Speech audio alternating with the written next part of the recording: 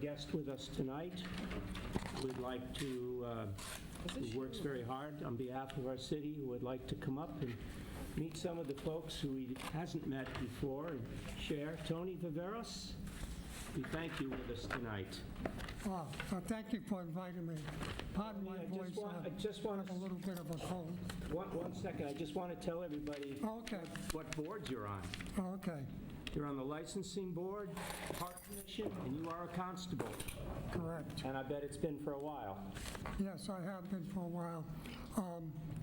I don't want to take much of your time because I know you have a council meeting tonight, but I made it, I wanted to come up here because a lot of you councilors know who I am and how many years I put in these volunteer boards, and I enjoy it very much. But there's some of the councilors I haven't yet to meet, and I see the new faces here at the board, and I just want to let you know that if I see you about town someplace and I don't recognize you, it's the 50 age where you walk into a room and you forget what you were there for. So sometimes if I see you out of your environment, don't be afraid to tell me. You as old as me now? Pardon me? Did you catch up to me, did you? Not yet. 72. A little ways away. But I just wanted to say, I've been on most of these boards for almost 20 years. I enjoy it very much. I have the best interest in the citizens of Attleboro in my heart. And I also find it very therapeutic for me because I've been retired for a number of years and I enjoy keeping busy, active, and so I thank you for your vote of confidence when you confirmed me about 6 weeks ago. Right. And if anybody has any questions, feel free to ask. Otherwise, Is there any questions, comments? Just keep up the Introduce good yourself. work, Tony. There are a few new people here. Please. Just comment, Tony, thank you for all you do. You know, there's so many events that you're at, so many boards you're on. You know, it's always good to see you, but thank you for all the volunteer you work. It's people like you that keep the city moving forward every single day. So, you know, kudos to you for all your work across the city. well, I should thank you people for giving me this opportunity because it really is. So, thank you. Look, Councilor Dolan. Well, nice to meet you finally, and I just want to say thank you for all the years that you've put in for the citizens of Attleboro, and it's nice to finally meet you. And the same goes for you for taking the time and running for an elected position. Thank you. Someday you may regret it, but What you'll makes love you it. think I haven't already? No, I'm just kidding. Well, we thank you for coming up.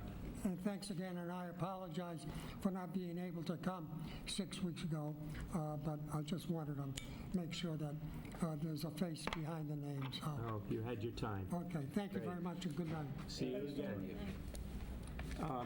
I would now like to, for the committee, Human Services Personnel Committee, to go into recess. Need a second. Need a second from the committee. Second. All in favor? Aye. Passes. Thank you. So we'll start. I haven't done recess. Okay.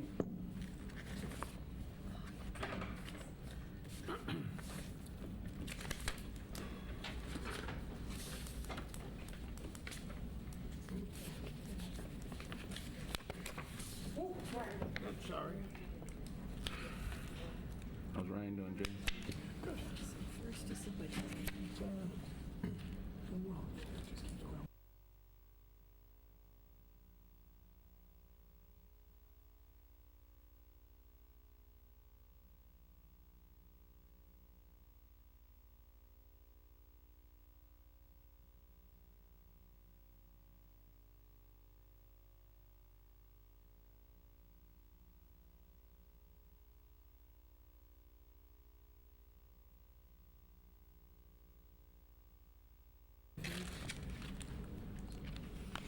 Oh, transportation and traffic is canceled for this evening?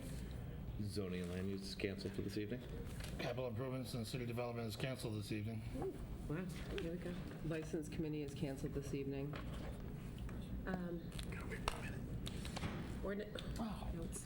Ordinance is not. Public safety, okay. Council rule and procedures, is that still? Yeah, Special Committee on You can't call Council that yet. Rules and Nope, Procedures not yet. is you canceled. can't call it yet Seven. till 7:10. Yeah. Fine. We'll cancel it at 7:10. Canceled it beforehand. You can't start it.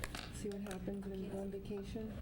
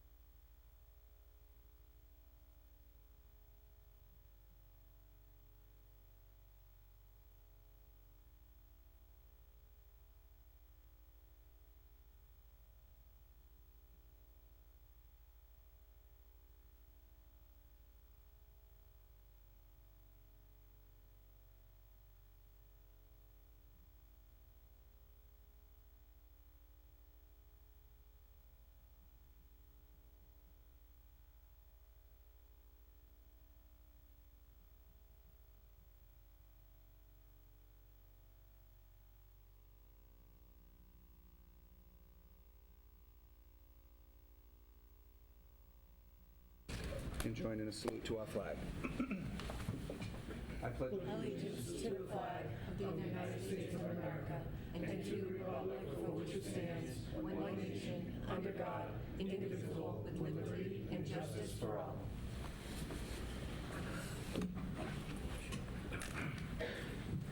Mr. Withers, would you kindly read the notice of the special meeting? I will.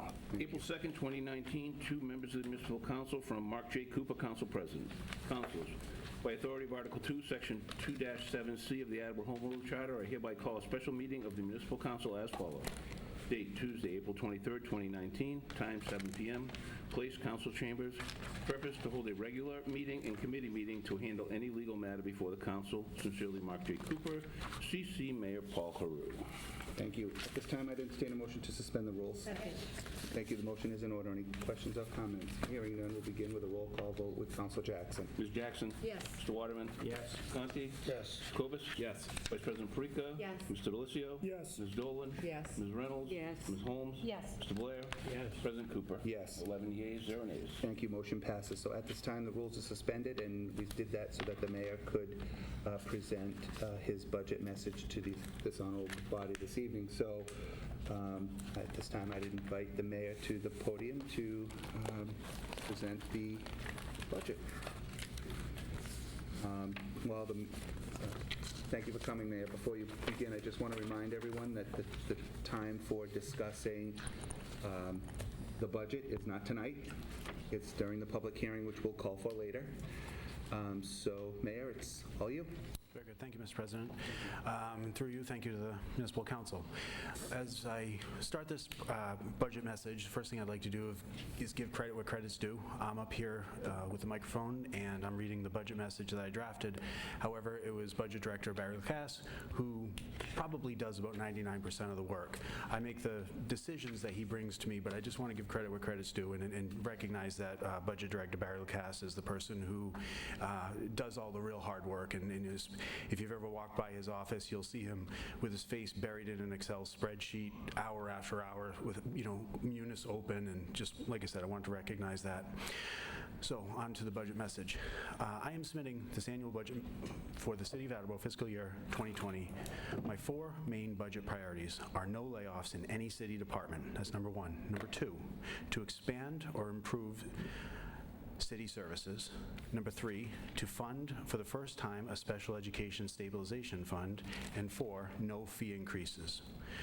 Let me first start by saying we started this year's budget with over a $1.6 million deficit. And what this means is that the expenses that the departments were presenting to the budget director and I were greater than the city's revenues by about $1.6 million. There are different ways to close this gap. We could raise fees, have additional revenues come in, we could level fund services, we could do layoffs, we could find efficiencies or find inefficiencies and root those out. This year to close that gap, that $1.6 million budget, the budget director and I met with each city department head and decreased their FY20 budget requests. We did this with every department. We also made recommendations to the school superintendent, which were adopted by the school superintendent and then presented to the school committee. I'll talk more about that a little bit later. Also, to close the deficit, the FY20 general government budget includes a one-time use of $1.2 million from the difference between expenses and expected revenues to offset several non-recurring, non-operational expenses. And what I'm talking about is we are using money from free cash to help, money in this year's free cash to help pay for the FY20 budget. That's how dire the situation was. Some of these things included the FY19 snow deficit, the FY20 reserve for the 53rd payroll, anticipated retirements in the police and fire departments, the FY20 assessors revaluation,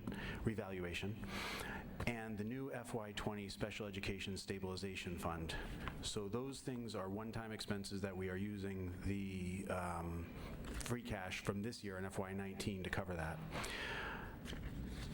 Also, the consequence of this is that if we're using free cash from this year, we're not able to pay for many of the capital needs that departments all across the city have. That's $1.2 million in stuff that I wanted to do for different departments that we are putting back a little bit longer just to make sure that we meet our legal obligation to present a balanced budget. Moving on, the first budget priority to avoid layoffs is critical to one mission of my administration, which is to provide citizens with consistent levels of city services. Generally, that means maintaining staffing levels and/or creating efficiencies. And I'm proud to report that this budget does exactly that, thus accomplishing my first priority. We have maintained city services, meeting the first goal of the budget. The budget also accomplishes my second priority, which is expanding or improving city services in several important areas. First, at the urging of the Director of the Council on Aging, I decided to expand the hours of two different employees in that department. One employee's hours increased from 19 hours to 25 hours a week, and another employee's hours increased from 19 hours to 35 hours a week. This investment in additional staff will assist senior citizens who utilize the Council on Aging. This will be critical when the property tax from the new high school appears on their tax bills, of the senior citizen residents. Second, at the urging of the fire chief, I also increased the fire department dispatching staff by 4 employees. With previously normal level staffing of 14 employees, I'm just going to go off script and just kind of explain this from memory. Historically, the fire department has had about 15 firefighters on staff. One of those 15 was in dispatch, and then there was a civilian dispatcher. So what we've done is we hired 4 new dispatchers, and that makes it so that that 15th firefighter can now go out and serve the community instead of his or her position in a dispatch office capacity. So that means that instead of having 14 firefighters able to go out into the community, now we have 15, and we're not going to go below that either. There's no intention of going below 15. In fact, I'd like to increase that at some point. So a third, at the urging of the elections office manager, I'm seeking to increase the number of hours in that department as well. So in the budget crisis of 2016, you may remember that the elections office went from 2 staff down to 1 staff.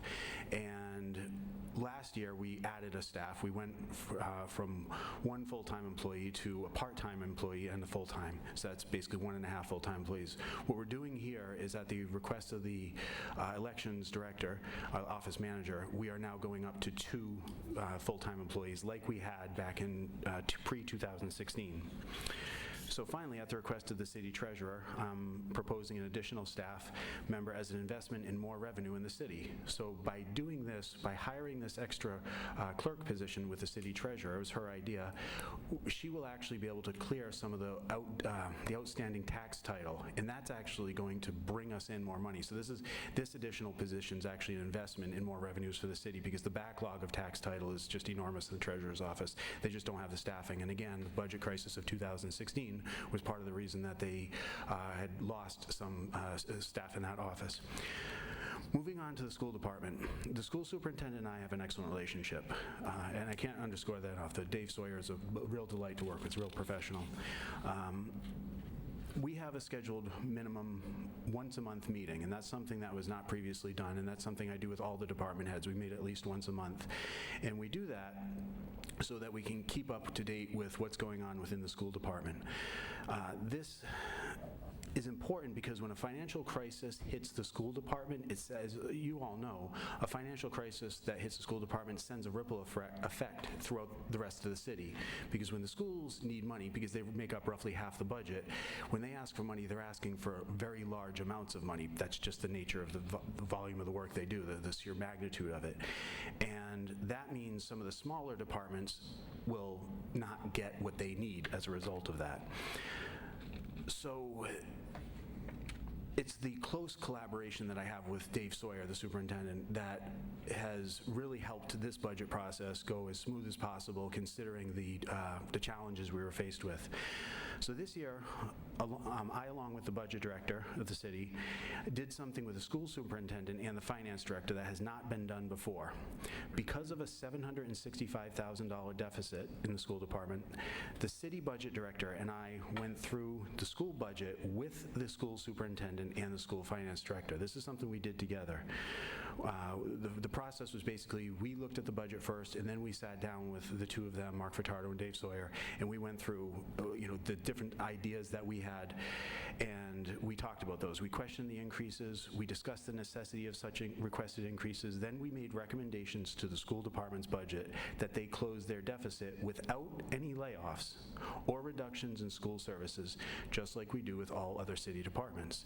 So there are no layoffs in the school department. There are no reductions in any school services. We did make recommendations that the school superintendent presented to the school committee. At no point did the school superintendent say to me or the budget director, I can't live with these recommendations. The school superintendent has a good understanding of the challenges we face on the city side with the lack of funds for every school department. So it's important to note that we did not recommend funding levels that were below historical levels or recommended anything that led to cuts in staff or services, as I said. So let me say that again. Put another way, we did not recommend that the school department cut anything that they were already spending. Concurrent with this new approach is a commitment from me to be there for the school department if they need any additional money for unexpected expenses. I'll give you a good example about that. Some of the one thing that was funded historically in the school budget was a $600 line item for each school principal. That's $5,400 because 9 schools. A lot of the principals weren't, and that's contractual, that the city or the school department pay for that. But a lot of the principals were not using that money. Even though that $600 was put in and it was budgeted, a lot of the principals were not using it. It was just for like fees for memberships and stuff like that. So because they weren't spending the money, we said, we recommend that you guys not put that in your budget to help close that gap. And Mark Furtado and Dave Sawyer said, well, this is contractual. We said, we get that. We understand that this is contractual. If the school principals want to take advantage of that, something that they have historically not been taking advantage of, we will be there for them. This issue came up last night at the school committee meeting, which I was watching, and that second half wasn't presented. Only the first half was presented on the school committee, where they talked about the manner in which we recommended that this particular thing not be in the budget, this contractual obligation not be included in the budget. But again, that's because they were not spending it. The second half of that is, if they need it, they come to me, ask me to put it in a request to you, the municipal council, and we'll fund it. That's just an example. Let me see, where was I? Okay, concur with this approach. Okay. Concurrent, let me start over that paragraph. Concurrent with this new approach is a commitment for me to be there for the school department if they need any additional money or for unexpected expenses. This puts the school department in the same situation as every other city department. Every city department comes to the mayor, and the mayor then turns to the city council for additional funding when additional funding is needed. The school department will not be treated differently than any other city department.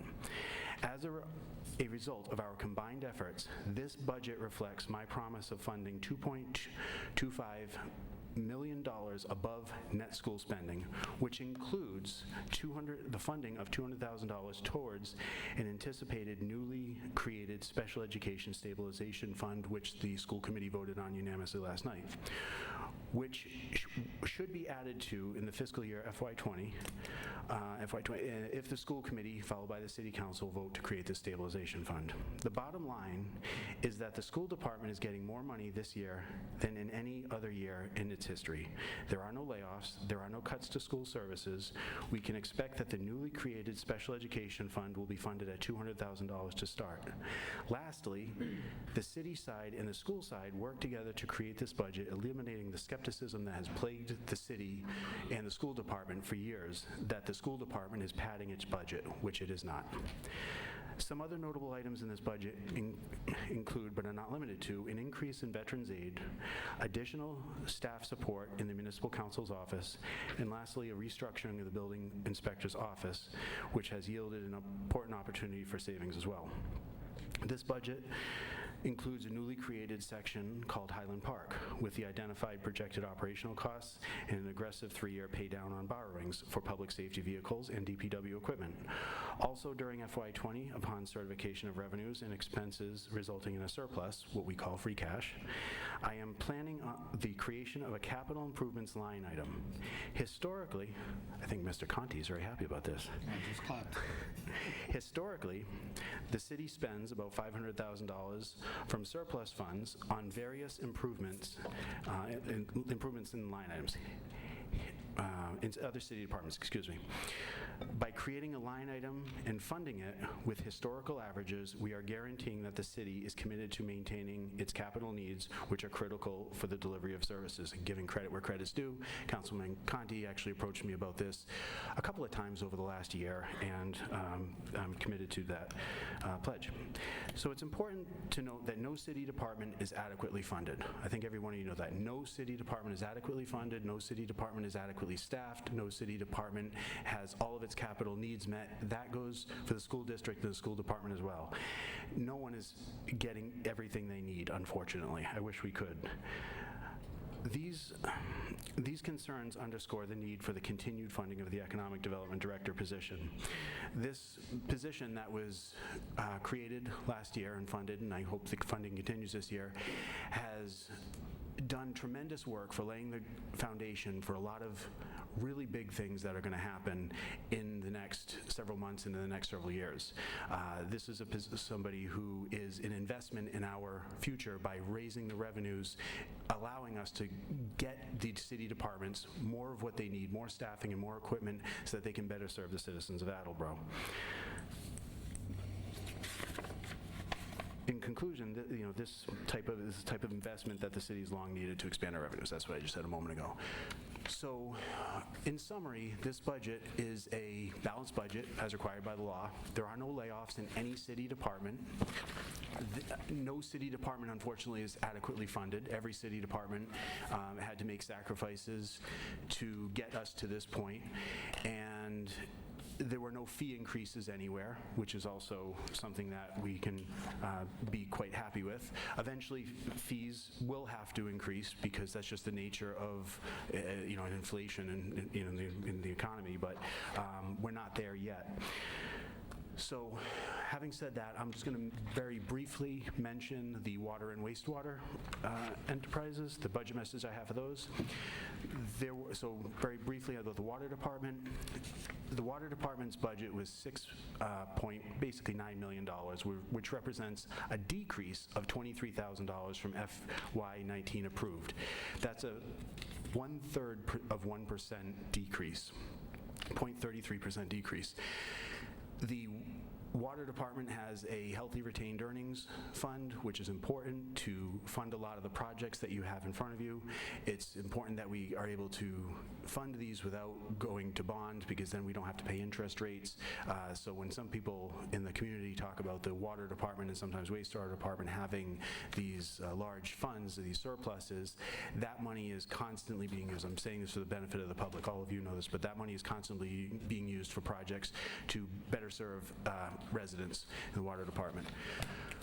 So with the wastewater department, the budget for wastewater was about $9.7 million, which is an increase of $112,000, or an increase of about 1.17%. And we also have a number of projects that are ongoing with the wastewater department. Many of these are being paid for out of the earnings that we have. Some of them are being bonded.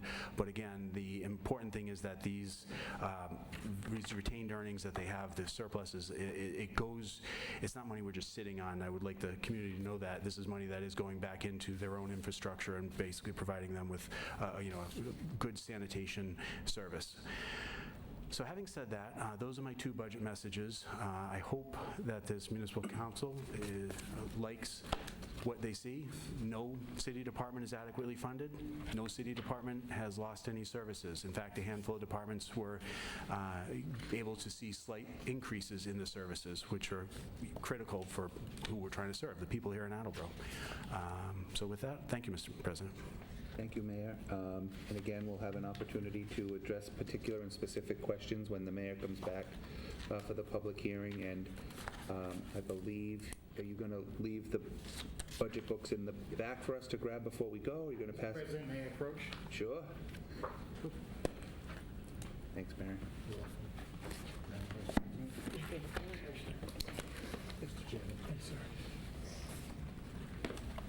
Pass one back to Steve, please. Thank you.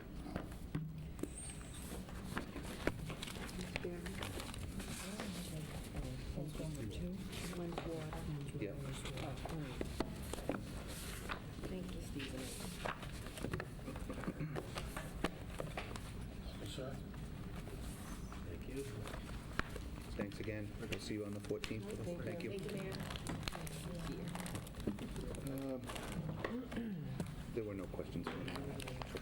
Moving right along, there were no joint public hearings. There are no other public hearings. Go ahead. Call for a public hearing. Not yet. It's coming out in the communication when we get to that. We'll do it. Just want to make sure. Sure, no problem. And we're moving on to the mayor's communication. April 23rd, 2019, dear municipal councilors, I respectfully submit to your honorable body the City of Attleboro's general government annual budget for fiscal year 2020. Budget committee, please. And Mr. Chairman, would you like to call for a public hearing on May 14th? Yes, I would. Thank you. That will be a special meeting for the council on May 14th for the budget hearing. Thank you. All in favor? Aye. Thank you. Motion passes. Sorry. I hereby request your honorable body appropriate $1,200,000 of available free cash from account undesignated fund balance free cash to fund the fiscal year 2020 general government annual budget. Budget and Appropriations Committee, please. I respectfully request your honorable body, under the provisions of Chapter 44, Section 53E and a half, as amended, to approve the expenditure limits for the following revolving funds outlined under Chapter 20 of the revised ordinances of the City of Attleboro for fiscal year 2020. Fund number 2601, police replacement of vehicles, $280,000. Fund 2602, off-street parking, $250,000. Fund 2603, protective inspection services, $150,000. Fund 2604, residential special waste disposal, $700,000. Fund 2606, Council on Aging, $20,000. Fund 2607, Capron Park Zoo, $1,500,000. Fund 2609, fire alarm system testing, $40,000. Fund 2610, fire ambulances, $1,200,000. Fund 2611, Health and Immunization, $10,000. Fund 2614, Recreation, $200,000. Fund 2615, Animal Welfare, $6,000. Fund 2616, Police False Alarm, $50,000. Fund 2618, Animal Shelter Building, $15,000. And Fund 2619, Fingerprinting, $5,000. Budget and Appropriations Committee, please. I respectfully request your honorable body to approve the solid waste fee of $25.54 per unit to be credited to Fund 2604, Residential Special Waste Disposal for fiscal year 2020. We have been able to provide solid waste services at no increased cost in the rate structure. Budget and Appropriations Committee, please. With reference to the Title V Betterment Loan Program, I hereby request your honorable body to appropriate $5,669 from Fund Receipts Reserve for Appropriation Title V Reserve Fund to the General Fund to provide program funding for fiscal year 2020.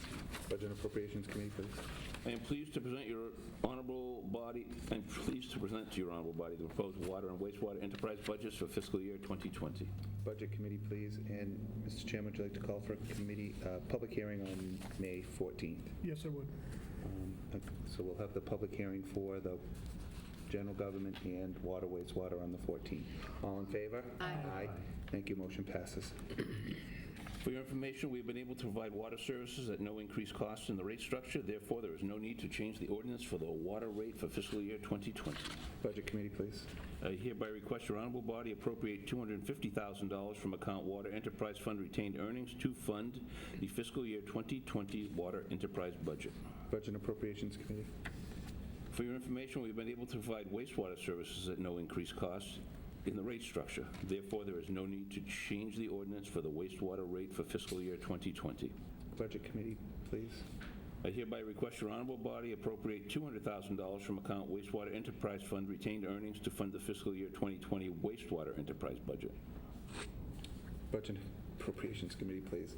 I hereby request your honorable body appropriate $98,355.07 from account Wastewater Enterprise Fund retained earnings to fund the wastewater betterment share of debt in the fiscal year 2020 budget. Budget and Appropriations Committee, please. As you are aware, a portion of the water and wastewater enterprise fiscal year 2020 budgets include an indirect cost allocation that is used to pay for costs incurred within the general government budget. In accordance with the indirect rates established by the Abrams Group, I hereby request your honorable body to transfer $802,304.33 from Fund 6100, which is the Water Enterprise Fund, to the General Government Fund to fund the indirect costs for fiscal year 2020. The dollar amount presented is from the fiscal year 2020 budget book. Please note this figure excludes the OPED contribution and all debt expenses. I also hereby request your honorable body to transfer $629,979.25 from Fund 6000, which is the Wastewater Enterprise Fund, to the General Government Fund to provide funding for the indirect cost for the fiscal year 2020 budget. The dollar amount presented is from the fiscal year 2020 budget book. This required transfer also includes the OPEB contribution and the expenses associated with debt. Okay, so it excludes the OPEB? I think you said it includes, just so that everybody's clear. And then Did I say include? I'm sorry. You did. Excludes, yes. That's okay. Thank you. And then, Mr. Chairman, when those come out, do them as two separate motions, although it's in one line item from the Communication Budget and Appropriations Committee, please. I respectfully submit a communication from the Director of Budget and Administration, Barry Lacasse, regarding the steps necessary to establish a special education stabilization fund. As you may know, at its meeting last evening, the school committee took the necessary first step to establish such a fund by voting unanimously to accept Mass General Law, Chapter 40, Section 13E. It is now necessary for the municipal council to take a similar vote. Therefore, I hereby request your honorable body to take the following vote. That the Attleboro Municipal Council hereby accepts the provisions of Massachusetts General Law, Chapter 40, Section 13E, for the purpose of establishing and appropriating or transferring money to a reserve fund to be utilized in the upcoming fiscal years to pay, without further appropriation, for unanticipated or unbudgeted costs of special education out of district tuition or transportation. Copies in your packets. Budget and Appropriations Committee, please. For your information about Highland Park, the Park and Forestry Superintendent is responsible for the grounds at Highland Park. The building inspector is responsible for the clubhouse until we decide what is going to happen with the clubhouse. And the school department is entering a license agreement with the city on the pro shop. The economic development director is responsible for showing the clubhouse to prospective tenants. Sincerely, Paul Heroux, Mayor. Thank you. There are three items on the other communication. Yes, and the first one is a request for a permit to have the annual Poppy Drive at various locations in Attleboro on May 18th, 2019, conducted by the veterans of VFW Post 115. Rain date is May 25th, 2019. License committee, please. We received an application for a street discontinuance on Frank Mossberg Drive requested by Moran's, Inc., dated April 18th, 2019. Zoning and land use committee, please. And Mr. Chairman, would you like to have a public hearing on May 21st relative to this matter? Yes. Thank you. All in favor? Aye. Thank you. Motion passes. We will have a public hearing on May 21st. We also received an application for a new Class 2 license from Vashon Motor Company, Inc., located at 957 Washington Street, to buy and sell secondhand motor vehicles as well as a repair shop. License committee, please. And Madam Chair, would you like to have a public hearing on May 21st? Yes, please. All in favor? Aye. Aye. Thank you. Motion passes. We will have a public hearing on that matter on May 21st. And that is all, Mr. President. Thank you. At this time, I would entertain a motion to go into recess so that we can go out, have the committee meetings, and then come back to the council to vote on any matters that we need to as part of the special meeting. Just two, we're just voting for two. Three. Great, okay. Yep. Any other questions? Second? Thank you. All in favor? Aye. We are in recess, 7:36. I'll call ordinance election legislative matter committee to order at 7:36. This is one of the motions we're going to be voting on tonight. From the docket of November 20th, 2018, I will entertain a motion to adopt the following amendment to the zoning ordinance in accordance with General Laws, Chapter 40A, as amended, to be retained by the Municipal Council of City of Attleboro with the Section 17-3.0 use regulations, principal use, community facilities, number 11C, registered marijuana dispensary, industrial 1, and IVP of zoning ordinance be amended as following. Delete SMC under industrial 1 and IVP and insert S. This change will impact upon its passage. Second. Thank you. So this is where we would be changing the special permitting from us to the zoning board of appeals. So any other discussions? I think we had the public hearing. It's kind of been lingering for a while. So just hoping to kind of get it out there. So I just have a question. I know this was voted by the zoning and land use inadvertently, so some of you may see it familiar. It wasn't assigned to that committee.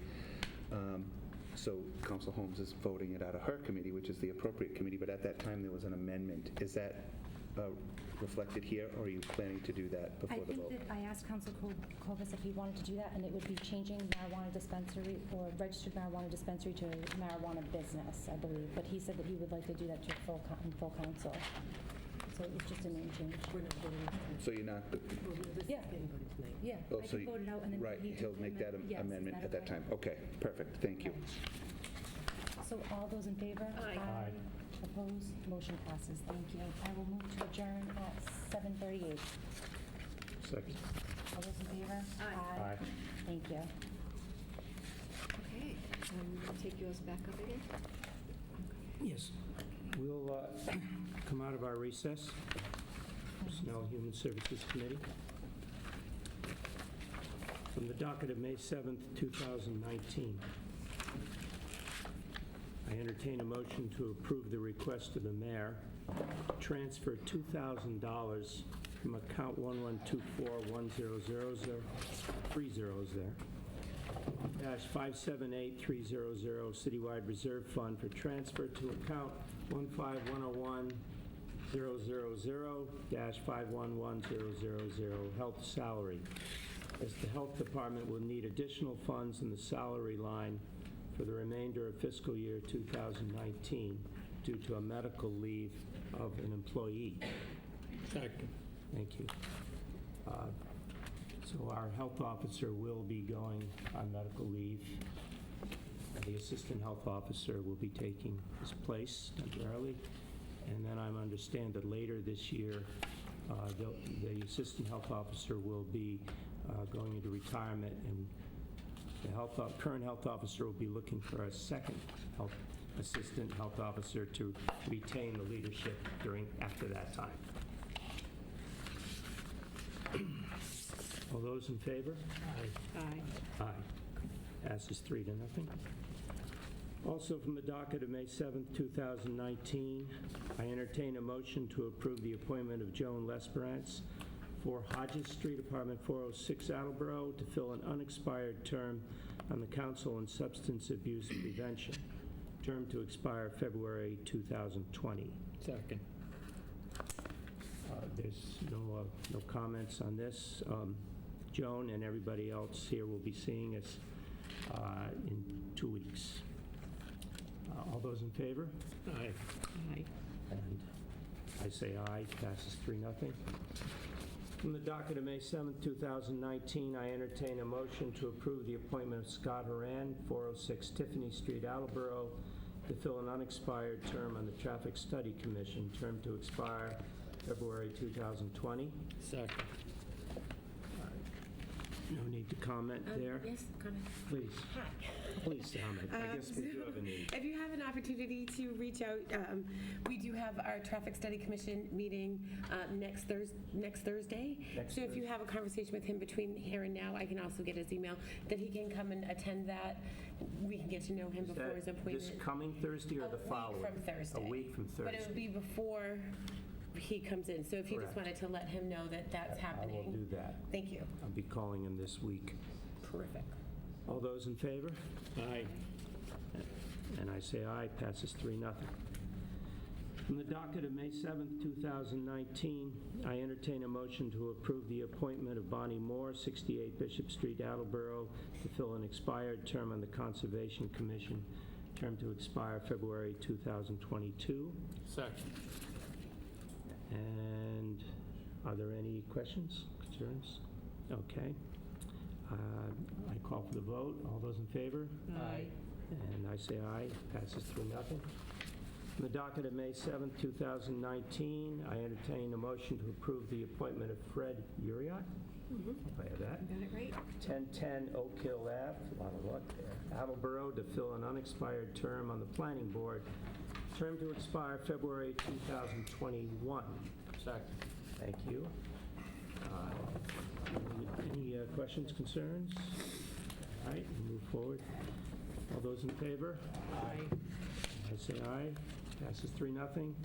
And finally, from the docket of May 7th, 2019, I entertain a motion to approve the appointment of Mary Flaherty, 358 South Main Street, Attleboro, to fill an unexpired term on the Council of Human Rights, term to expire February 2020. We have a second. Thank you. And I will just say that I know her personally, and she will make an excellent addition, in my opinion, to this council. All those in favor? Aye. Aye. Aye. Okay. Passes 3-0. That concludes the business of the Personnel and Human Services Committee. We will meet at the next appropriate time. I'd like to call Public Works Committee to order at 7:43. I have 5 motions this evening. The first is from docket of May 7, 2019. I entertain a motion to approve the request of the mayor to transfer $5,000 from account 11241000-578300 Citywide Reserve Fund for transfer to account 163-01000-546012 Recreation Supplies, Recreational Grounds to purchase various supplies and materials for the remainder of fiscal year for the Recreation Department. Second. Thank you. We knew this was coming if everybody read Dennis Walsh's monthly report. He had told us, he had also mentioned that he had met with Councilor Waterman and Councilor Conti and mentioned it to him. But the cost of fertilizer has gone up 14% and grass seed up 9.4%. So this is why he's requesting that. And you know this is an important time of year for all of us in our own yards too. So any comments, questions? All those in favor? Aye. Opposed? Motion carries. Thank you very much.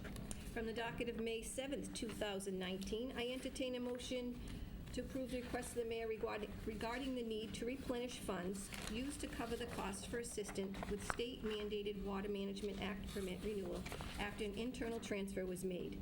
Therefore, the mayor hereby requests this honorable body transfer $24,871.95 from account 6100-578300 Water Enterprise Fund Reserved Fund for transfer to account 6100-521-006 Water Enterprise Fund Sewer Service. Second. Thank you. This is state mandated, and it's something we do every year. Any comments, questions? All those in favor? Aye. Opposed? Motion carries. Thank you very much. From the docket of May 7th, 2019, I entertain a motion to approve the request of the mayor regarding a transfer of funds for telephone services to the end of fiscal year 2019 for the wastewater department, and hereby request that this honorable body transfer $2,000 from account 6000-578300 wastewater enterprise fund reserve fund for transfer to account 6000-534010 wastewater enterprise fund telephone. Second. Thank you. Any comments? Questions? All those in favor? Aye. Thank you. I like transfers way better than appropriations. From the docket of May 7th, 2019, I entertain a motion to approve the request of the mayor regarding a transfer of funds for the heating to the end of fiscal year 2019 for the wastewater department, and hereby request this honorable body transfer $6,000 from account 6000-578300 wastewater enterprise fund reserve fund for transfer to account 6000-521010 wastewater enterprise fund heating. Second. Thank you. This is obviously to pay for the rest of the year for the heating bill. I don't know about you, but my heat's still going up. All those in favor? Aye. Opposed? Motion carries. Thank you ever so kindly. I entertain a motion to approve the request of the mayor regarding the need for funds for lights and power to the end of fiscal year 2019 for the wastewater department, and hereby request this honorable body appropriate $28,000 from account 6000-359000 wastewater enterprise fund retained earnings to account 6000-521020 wastewater enterprise fund lights and power, and additionally transfer $4,000 from account 6000-578300 wastewater enterprise fund reserve fund for transfer to account 6000-521020 wastewater enterprise fund lights and power. Second. Thank you. We got to continue with the lights and power. This is to fund the wastewater department. Any comments? Please. Council Jackson, just quickly, the last 600, it should be 6,000. Yep, I did add that zero. Oh, you did? Okay. Yes, because I've been saying it all along. Okay. You're just missing one, but I did add All right. that zero. Okay, Thank great. you. Thank you. Yes, thanks for bringing that up. All those in favor? Aye. Opposed? Motion carries. Thank you. That concludes my committee minutes, but I would just like to mention something to the residents on Augsburg Drive. A couple months ago, we approved, National Grid was here for public hearing, and they are going to be tearing up all of Augsburg Drive to replace the conduit because they have a lot of power outages down in that area on that grid. And I've been checking with the gentleman, I've got a guy now from National Grid, but we're good. So I have a connection now with somebody, and he said that the point, that's what they call it, I guess, the point of, what's the word that he used? I forget. But anyways, he said, they're looking at July 1st to July 31st, that's when they're going to be working on that road. So that's when it'll be disrupted. However, another road might come up who's having a similar problem, so it might get pushed back a little bit, or if they end up having another power outage, they'll end up grabbing them first in the line.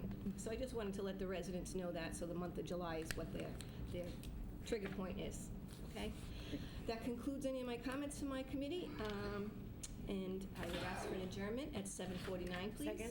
Thank you ever so kindly. We are adjourned at 7:49. Council Conte, you He do you have can't anything cancel. to- Oh, you canceled. I believe it's time for me to cancel the special committee on rules and procedures. And city property and claims is canceled? A long time ago. That's you. City, that's me. Capital improvements, city development, that was canceled. That was You canceled that one already, okay. I missed that one, sorry. You probably, I'd like to call city property and claims to order, the committee to order at 7:50. Members of my committee are Councilor Blaze and Councilor Holmes.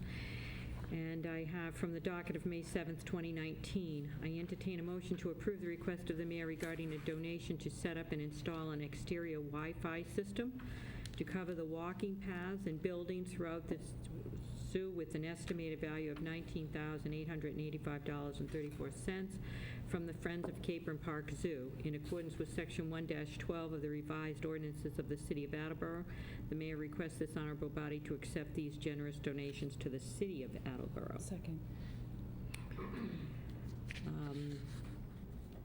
I think this is pretty self-explanatory. I think it's great that that we're receiving this donation for that type of a system at the zoo, and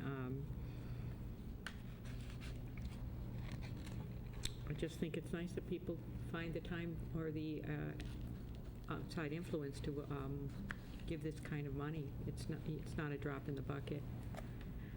Councilor Parika. Thank you, Councilor Reynolds. This is pretty exciting for a lot of you'll be able to have more of an interactive experience through the zoo. And the Friends of the Capron Park Zoo, they work really hard. They do their Oktoberfest. They come in front of us to create the liquor restrictions. And they really, they plan all sorts of different events all throughout the year to be able to benefit the zoo. And where it's such a, where we have a specific funding source for the zoo, this is great supplementary a supplementary resource for that budget line item. So I'm incredible. Jen, if she's the chairperson for them, she does an amazing job, and I'm really grateful for that. Thank you, Councilor Parika. Any other concerns, questions? All those in favor? Aye. Okay. Oh, I'm not on your committee. No. But I say yes You anyway. say yes anyway. I assumed as much. Okay, that motion passes. From the docket of April 2nd, 2019, as you may recall, on March 6, 2018, your honorable body voted to approve a loan authorization for by the net proceeds, if any. Somehow that's not written well. If any, Point of received... order, Councilor Reynolds. I think that you continued this public hearing, so I don't think this is going to be voted out This tonight. is disposition, the old high school, the current... We closed it last No, we closed you it last closed it. week. Oh, I missed that when I rewatched. I know. Yeah, But we I closed watched and it. I missed that part. So, all right, go ahead. I'm sorry. You want me to finish Can you? reading? Yeah. Okay.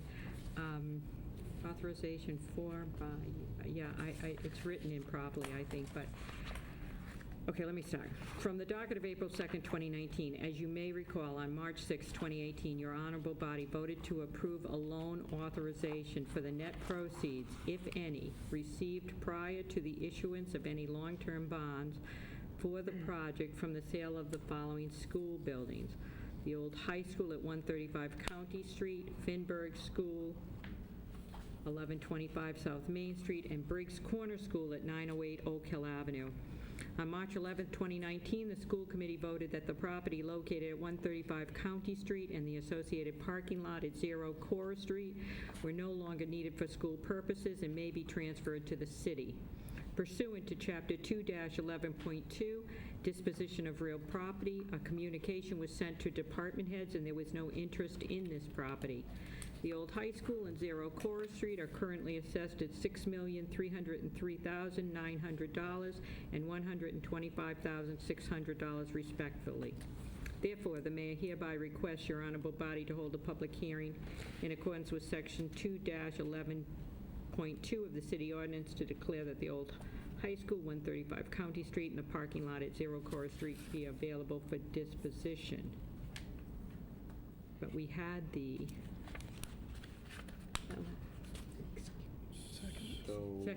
Second. Yeah, no, that's right. Second. So seconded, we had the public hearing, we had two, actually. And I don't think I think the concerns were met and spoken about, and I don't realize if there are any further concerns, questions? All those in favor? Oh, I'm sorry, I don't know if I'm comfortable bringing this out, to be honest with you. So do we have, is it restricted so it's going to look the same way? Like, I The missed restrictions- last week, so I'm sorry. Oh, okay, so the discussion was held on restrictions being put in the, when it goes out to bid, and that is something that our planning department, Gary Arazian, told me can happen, so there can have a discussion about that, and it can go out. Now, let's say that it went out to bid that way with restrictions, and no one came back to purchase it because of the restrictions, then we would have to have a rediscussion about what we wanted to do. But at this time, we can ask for the restrictions. Counselor? Ultimately, we have to approve the sale anyway, That's correct. so. So, it comes back to here. us one way or the other. That's correct. Any other questions, concerns regarding that? No, that's good. Was that answer your question? Okay, all those in favor? Aye. Okay, thank you. That motion passes. And from the docket of March 19th, 2019, I entertain a motion to allow passive recreation on the property formerly known as Highland Country Club. That was referred to the administration. Obviously, that is happening to some degree. Any concerns, questions? So I don't think this is something that actually comes out of here. That was sent back to the administration. I don't know if that's really So I think that there's a process by which we declare something passive recreation, and this, by voting, this is not it. That's it. So I think I would recommend that you keep this in your committee as a placeholder and continue to work with the administration on sending down the request, the actual request from him to outline the plan, which we've all heard, but what the plan is, and in formally making it passive recreation, going through the public hearing process, and all that is required to do that. Okay. I think those steps are still missing, although it's sort of been committed to. That's exactly. I mean, it's kind of Sort in a already strange happening, kind of, yes. which is a concern, but It's an not for right- administrative not- thing. It's not at not the for moment. us, Yeah. for us at the moment. Okay. Thank you, Councilor Reynolds. So many of you may have seen the email communication that went through today when I woke up this morning and saw the front page of the newspaper saying that Highland Country Club was open for business as of Sunday. I kind of went into a little bit of a panic over, our first job here is to protect the city of Attleboro and protect the residents. And it isn't necessary. So we've had a policy previously on how we've managed open space such as this. It's currently listed as vacant property, and I think just as assigning it to or allowing passive recreation isn't necessarily mandated. However, it is strongly recommended to have Highland Park be part of the ordinance book. We got a communication tonight for the very first time. We did get a communication that we changed the name of Highland Park. We did not get a communication about who was in charge of what parts. So I was grateful to see that. I asked the mayor to send that down as part of his communication, which he did, and I was grateful for that, so that when we're getting phone calls with regards to Highland Country Club, we know who to call to get those particular answers. We also now know who needs maybe a little extra in their budget line item, and the message came down tonight with regards to Highland Park, and I'm glad to see that we're taking steps towards those. I think as is policy in every other park and recreational facility, we have restrictions: open dusk till dawn till dusk, no off leash, no all of the signage, all of those things. I would have felt more comfortable if those things were in place before we make the announcement that this is going to happen, and that's not necessarily what the plan is. So, as President Cooper said, keeping that in your committee, following up on it, going through that process so we double down on the legitimacy of people being able to access Highland Park. I think I would appreciate that from your committee. What I will suggest is that when it did get referred to the administration, Councilor Cooper and I had spoken about it, and we were going to see what I think. Let's say I was even truly surprised about what was going on this morning when I read it in the newspaper. I was unaware of it. I feel comfortable that the steps are being taken. It's just we weren't totally really informed, and that's unfortunate. hopefully they are being taken, but I think Councilor Cooper and I will take more of a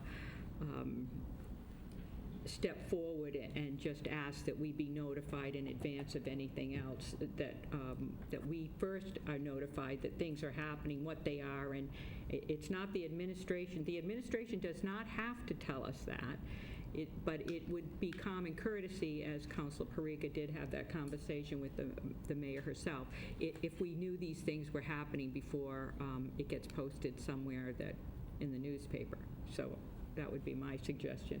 Councilor Cooper. And just a follow-up that I should have mentioned the first time was I did talk to the mayor about the insurance liability at Highland Park if it wasn't designated passive recreation, and he did follow up with Mark Cuddy, and we are covered. We are covered, yes. We are covered. Highland Park is covered under the city's insurance policy, even though it's not at the moment designated for passive recreation. So that his fear is alleviated from anyone's mind. He told me that it was covered.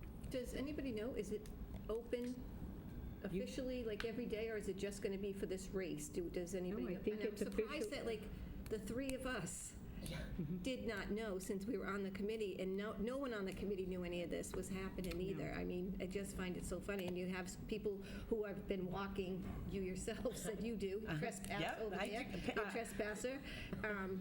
But Guilty yeah, as charged. and you don't know what's going to happen, so So if I'm very curious, so to know. I would like to suggest that I think that per the mayor's comments, it appears that it is open. People can recreate there. We do have the insurance. So again, what I would say is that I think the mayor and, of course, the budget director and other people that he works with are doing the right things. We just were kind of kept out of the loop, and that's unfortunate.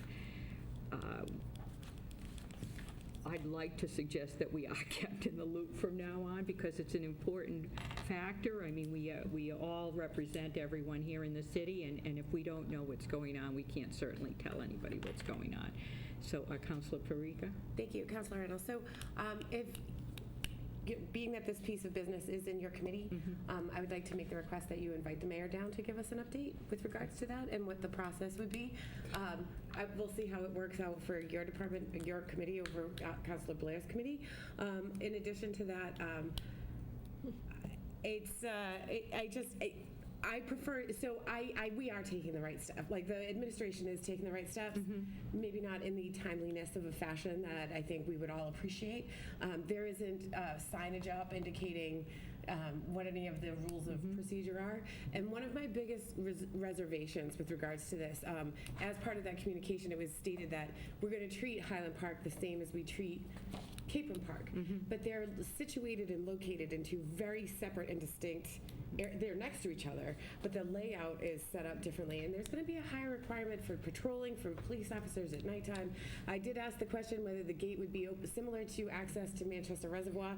That gate is locked until dawn, and it's open then, and it's closed at dusk. And I said, are we going to have that same policy and procedure at Highland? I didn't get a response to that. So those are some of the fundamental questions I think we'd feel better about. I think all of us would feel better. I don't want to prolong it, and I will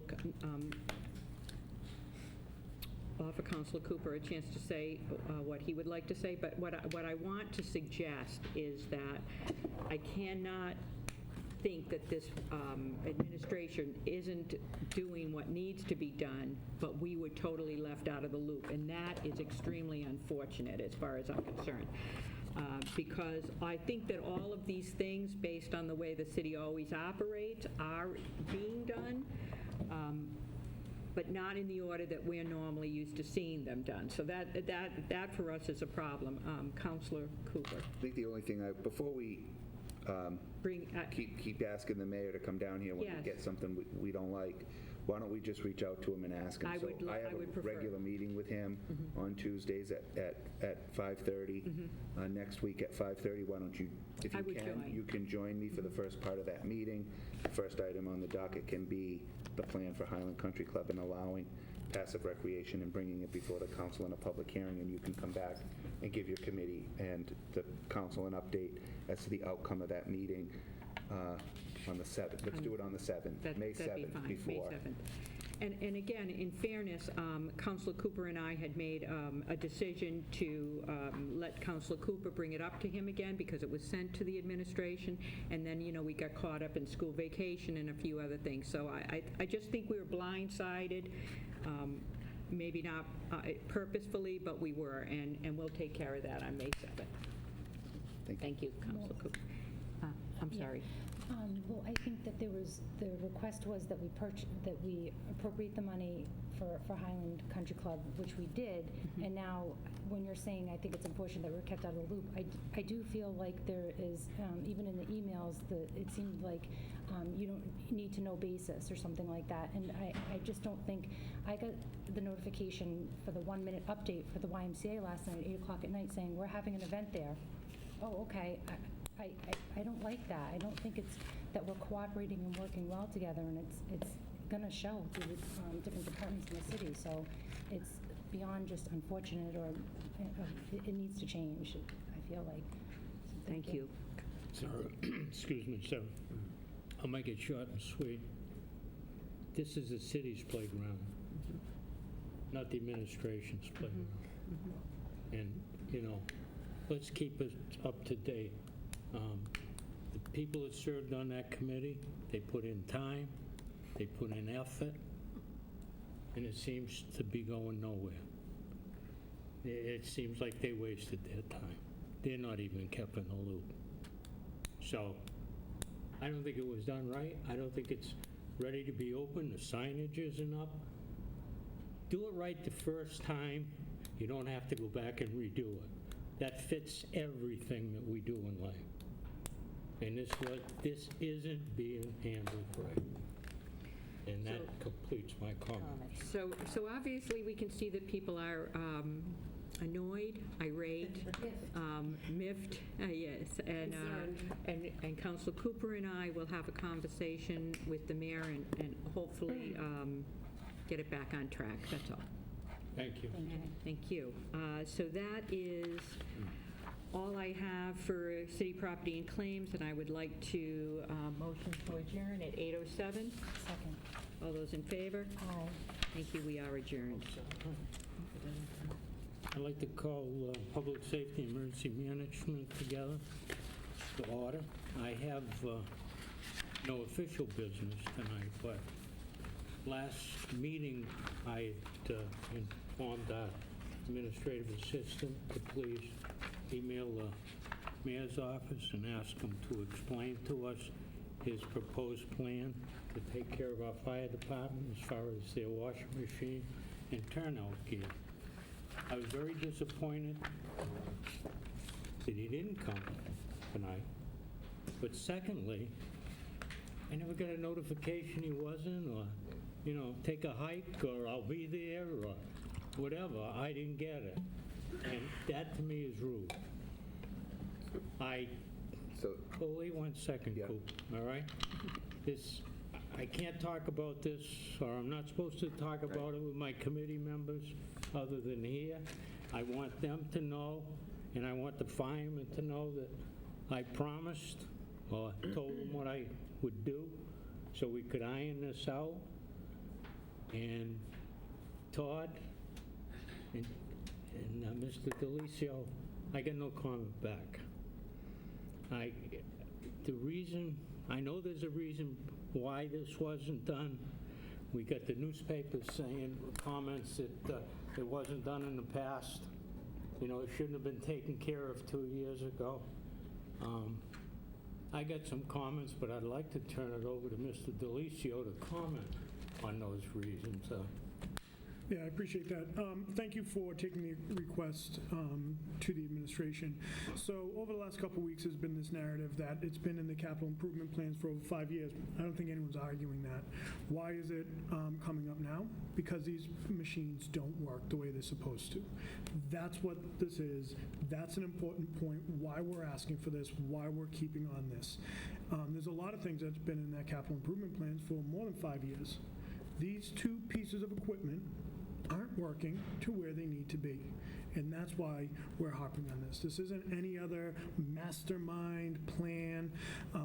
This is straightforward. The machines don't work. We need to get these machines working, and in this case, the only way to do that is to get the new machines. So I do appreciate the mayor putting a line item in for the turnout gear in this year's budget. That's greatly appreciated. We're getting there.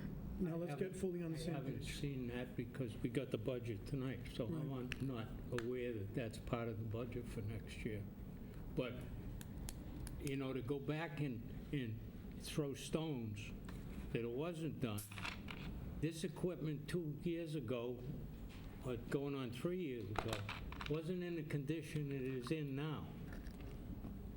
So, yeah, it's an emergency type of thing now. Get it done. It's reached the point that the machine's one's gone, the other's on its way out. To make a long story short, I was very disappointed I didn't get some type of response. Either take a hike or I will be down, whatever. Nothing. So to the firemen that had contacted me, because it was in my committee, I apologize that we still don't have a plan, other than we got a budget now, and supposedly it's in next year's budget for the turnout gear, but that's not the way to do business, I'm sorry. Thank you, that ends my comment. I just want to add that I was asked if this could be discussed tonight, and I said no, because it's a special meeting that I called for a very specific purpose.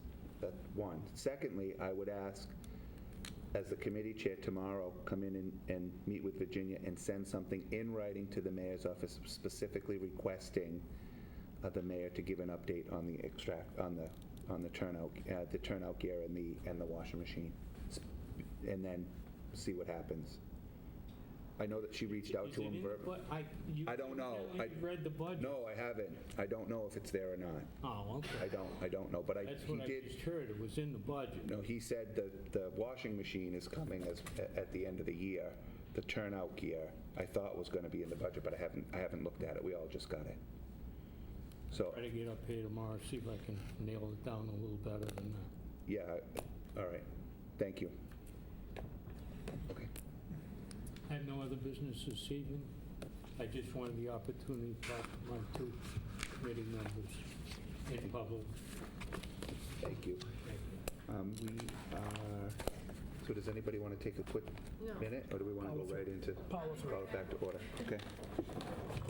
We just need Steve, we're coming back. I will take a quick. Okay, go ahead.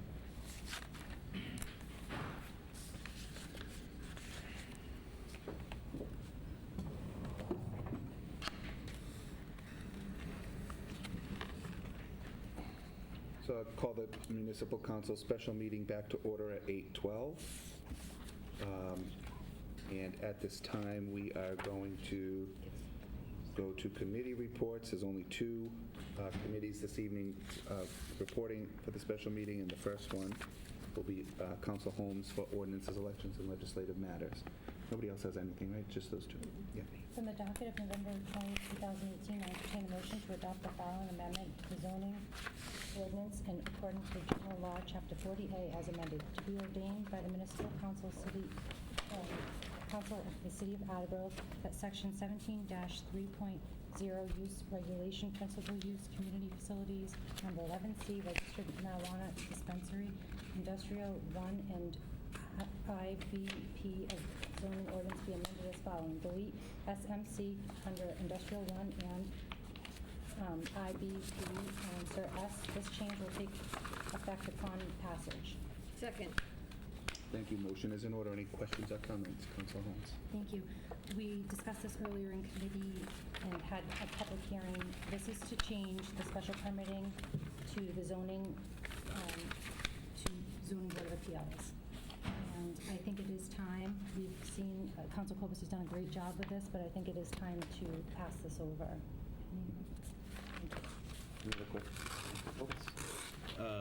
I move to amend the second paragraph where it says registered marijuana dispensary to replace it with marijuana business. Second. Thank you. Motion's in order. Any discussion about the amendment? This was initially introduced before we had made the change to group everything together. So it's just cleaning up to match what is in the zoning book. Okay. Any other questions or comments about the amendment? Hearing none, this roll call vote is required, and we'll begin with Council Jackson. Mr. Blair. No, Jackson. I'm sorry. Ms. Jackson. Yes. Mr. Waterman. Yes. Mr. Conti. Yes. Mr. Cobus. Yes. Vice President Perica. Yes. Mr. Delicio. Yes. Ms. Dolan. Yes. Ms. Reynolds. Yes. Ms. Holmes. Yes. Mr. Blair. Yes. President Cooper. Yes. 11 yeas, 0 nays. Thank you. And now to the motion as amended. Any other questions or comments? Councilor Conti. Thank you, Mr. President. When this was first discussed, I had a long conversation with former chairman of the Zoning Board of Appeals, and he was very blunt, and God rest his soul, a great man. The clear designation, the clear distinction between the council making the determination and the zoning board making a determination is divided by the fact that the zoning board is appointed and the council is elected. And we've had these discussions in this council, and I'm glad that we aired them out, because there are people in the city who get concerned when things get passed from elected officials to appointed officials. But in this case, I agree with Councilor Holmes' comments that it's time, because I think the council has done all the heavy lifting. And I agree with her in complimenting Councilor Cobus that a lot of work has gone into it that should have been done by the council. To turn it over to the Zoning Board of Appeals now, they have precedents to follow, and they have a very, very stringent standard to follow. And I'm very comfortable with the measure, and I will support it, and that concludes my comments. Thank you for those comments. Any other questions or comments? Hearing none, this requires a roll call vote. We'll begin with Councilor Blair. Mr. Blair. Yes. Ms. Holmes. Yes. Ms. Reynolds. Yes. Ms. Dolan. Yes. Mr. Delicio. Yes. Vice President Perica. Yes. Mr. Cobus. Yes. Mr. Conti. Yes. Mr. Waterman. Yes. Ms. Jackson. Yes. President Cooper. Yes. 11 yeas, 0 nays. Thank you. Before you go on, Steve, who did you have seconded that? Kate Jackson. Jackson. Jackson. I wrote Jackson down, yeah. Thank you. I have one more motion. From the docket of November 6, 2018, I entertain a motion to amend Section 11-14 of the revised ordinance of the City of Attleboro as follows. Delete Section 11-14 firearms under Chapter 11 offenses and replace it with the following. Section 11-14 hunting and firearms.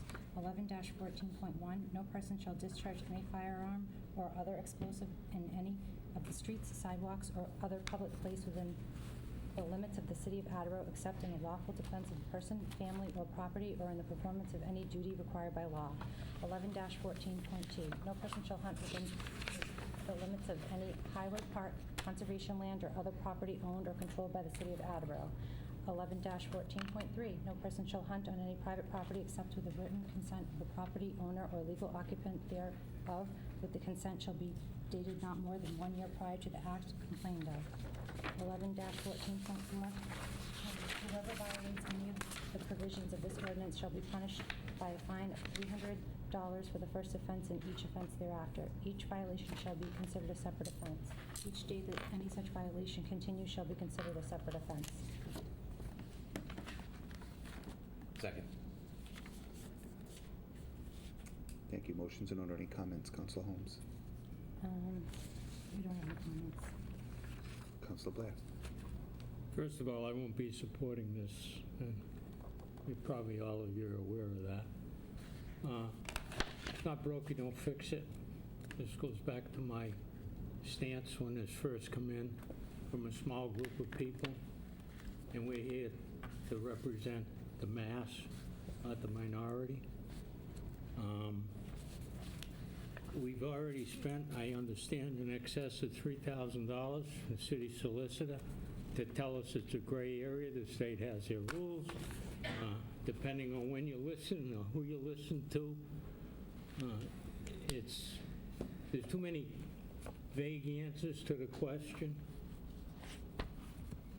I don't think our current ordinance is in line. We've got land donated to the conservation.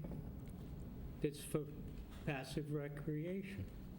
Hunting is passive recreation. So there's a area there where there's interpretation problems. As I said before, and I stated, we've been elected, especially the large councilors and the ward councilors, but we've been elected to represent the masses. And this ordinance does not represent the masses. There is no way that I can vote in favor of this. Thank you. Anyone else with Council Kovas? So we've discussed this ad nauseum. We've had hunting legislation before this council now for well over 3 years. I'm happy that this is finally coming to a vote, and I'll keep my comments relatively brief. But this comes down to two main points. One, this ordinance would remove the ambiguity of our current laws and provide definitive ordinances regarding hunting, as well as mitigating risks to our residents. The first aspect of the business, as you all well know, is explicitly preventing hunting on public land. The intent behind not allowing hunting on public property is to reduce the risk to residents hiking in our woods. Hunting is allowed from at least October to March on our public land, the same land we're working to develop and advertise hiking trails via the Hike Attleboro initiative. I don't feel like we should be doing both. But some will argue that currently hunting isn't allowed. The discharge of a firearm is allowed on public property, and the solicitor has ruled that conservation land constitutes public property. And however, that's never been enforced, and I'm not convinced that if this legislation fails, that it will ever be enforced. Additionally, we have the memo from the Conservation Commission saying that hunting's not allowed, but that's never really been enforced. Others have said we should go back to the drawing board and start from scratch. They say maybe we should allow for hunting overlays or areas where hunting is allowed. But this proposed ordinance is the same ordinance as what's been passed in city after city in Massachusetts, as those cities achieve similar population densities as Attleboro. And we've sat with this business buried in committee for over 3 years. I think now's the time to act one way or the other. We shouldn't be in the practice of throwing away good business in hopes of chasing perfect legislation. If that was the case, we'd never pass anything. And I believe President Cooper, 2 weeks ago, you went talking about Beagle Club Road, which isn't perfect in itself. I think you reminded us all that they're called the revised ordinances for a reason. Well, this hunting ordinance is consistent with what has been written in other communities and is our best option to effectively mitigate the risk to individuals hiking in our woods. And if somebody wants to introduce new business later to allow a hunting overlay zone, I would happily entertain such business. But right now, we have an appropriate measure before us which reduces risk to our residents. The second aspect of the ordinance change is the written permission piece. For me, this is the easiest aspect. It feels like common sense to me personally, to put the onus on the individuals performing the activity as opposed to putting the responsibility on the landowner to, the responsibility on the landowner to go around and mark their property and then walk the boundaries on a regular basis to make sure that the signs haven't been blown down or been torn down or anything like that. And during the public hearing, we all heard the hunters say they asked for permission anyway. We do this anyway. They said we do this anyway. It's common courtesy. So I don't understand why there's so much consternation about asking the property owner to sign something acknowledging they gave permission. This sounds simple to me and is the only way to require the property owner to be notified of hunters on their property. I'd also caution everyone from reading too much into some of the scare tactics presented by a number of the hunters during the public hearing. They were quick to try and paint this as anti-hunter legislation or anti-guns, but they know full well that isn't what this is about. Even, I believe, Councilor Delicio mentioned the Second Amendment a couple weeks ago in his prepared statement. I want to make it perfectly clear that I personally don't have any moral objection to hunting. I don't have any aversion to guns. This is about public safety in my mind in a city where our open spaces continue to dwindle year after year. And to set the record straight, the few hunters who mentioned we have 80 deer per square mile here in Attleboro, the actual number is 11 to 35 deer per huntable square mile in Zone 11. In Zone 11 includes Attleboro up to Canton and all the way down to the Cape Cod Canal. Of that land, DFW has no idea what the numbers are for Attleboro because they've never taken samples in the city. And then when I asked the DFW how many deer are harvested in Attleboro on an average year, the answer was an average of 32. That's it. 32 per deer. Well, except for the one guy that said he hunts behind your property, Councilor Jackson, who's, I think he said he bags about a dozen of them a year, or... No, you're only allowed a certain amount. Yeah. No. That never happened.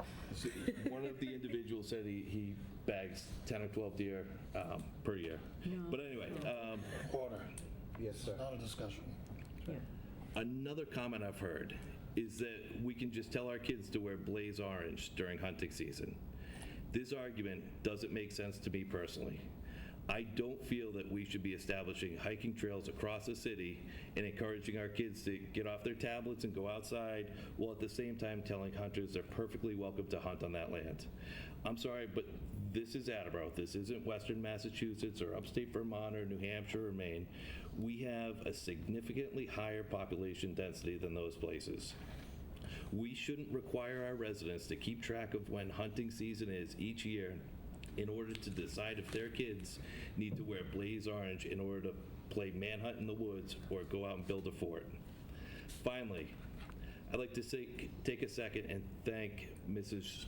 Cheryl Blair for coming out tonight and for chatting with me a few weeks ago. For those not familiar with her story, Cheryl is a former school teacher that was negligently shot by an off-duty state trooper while walking her dogs in Norton on New Year's Eve back in 2012.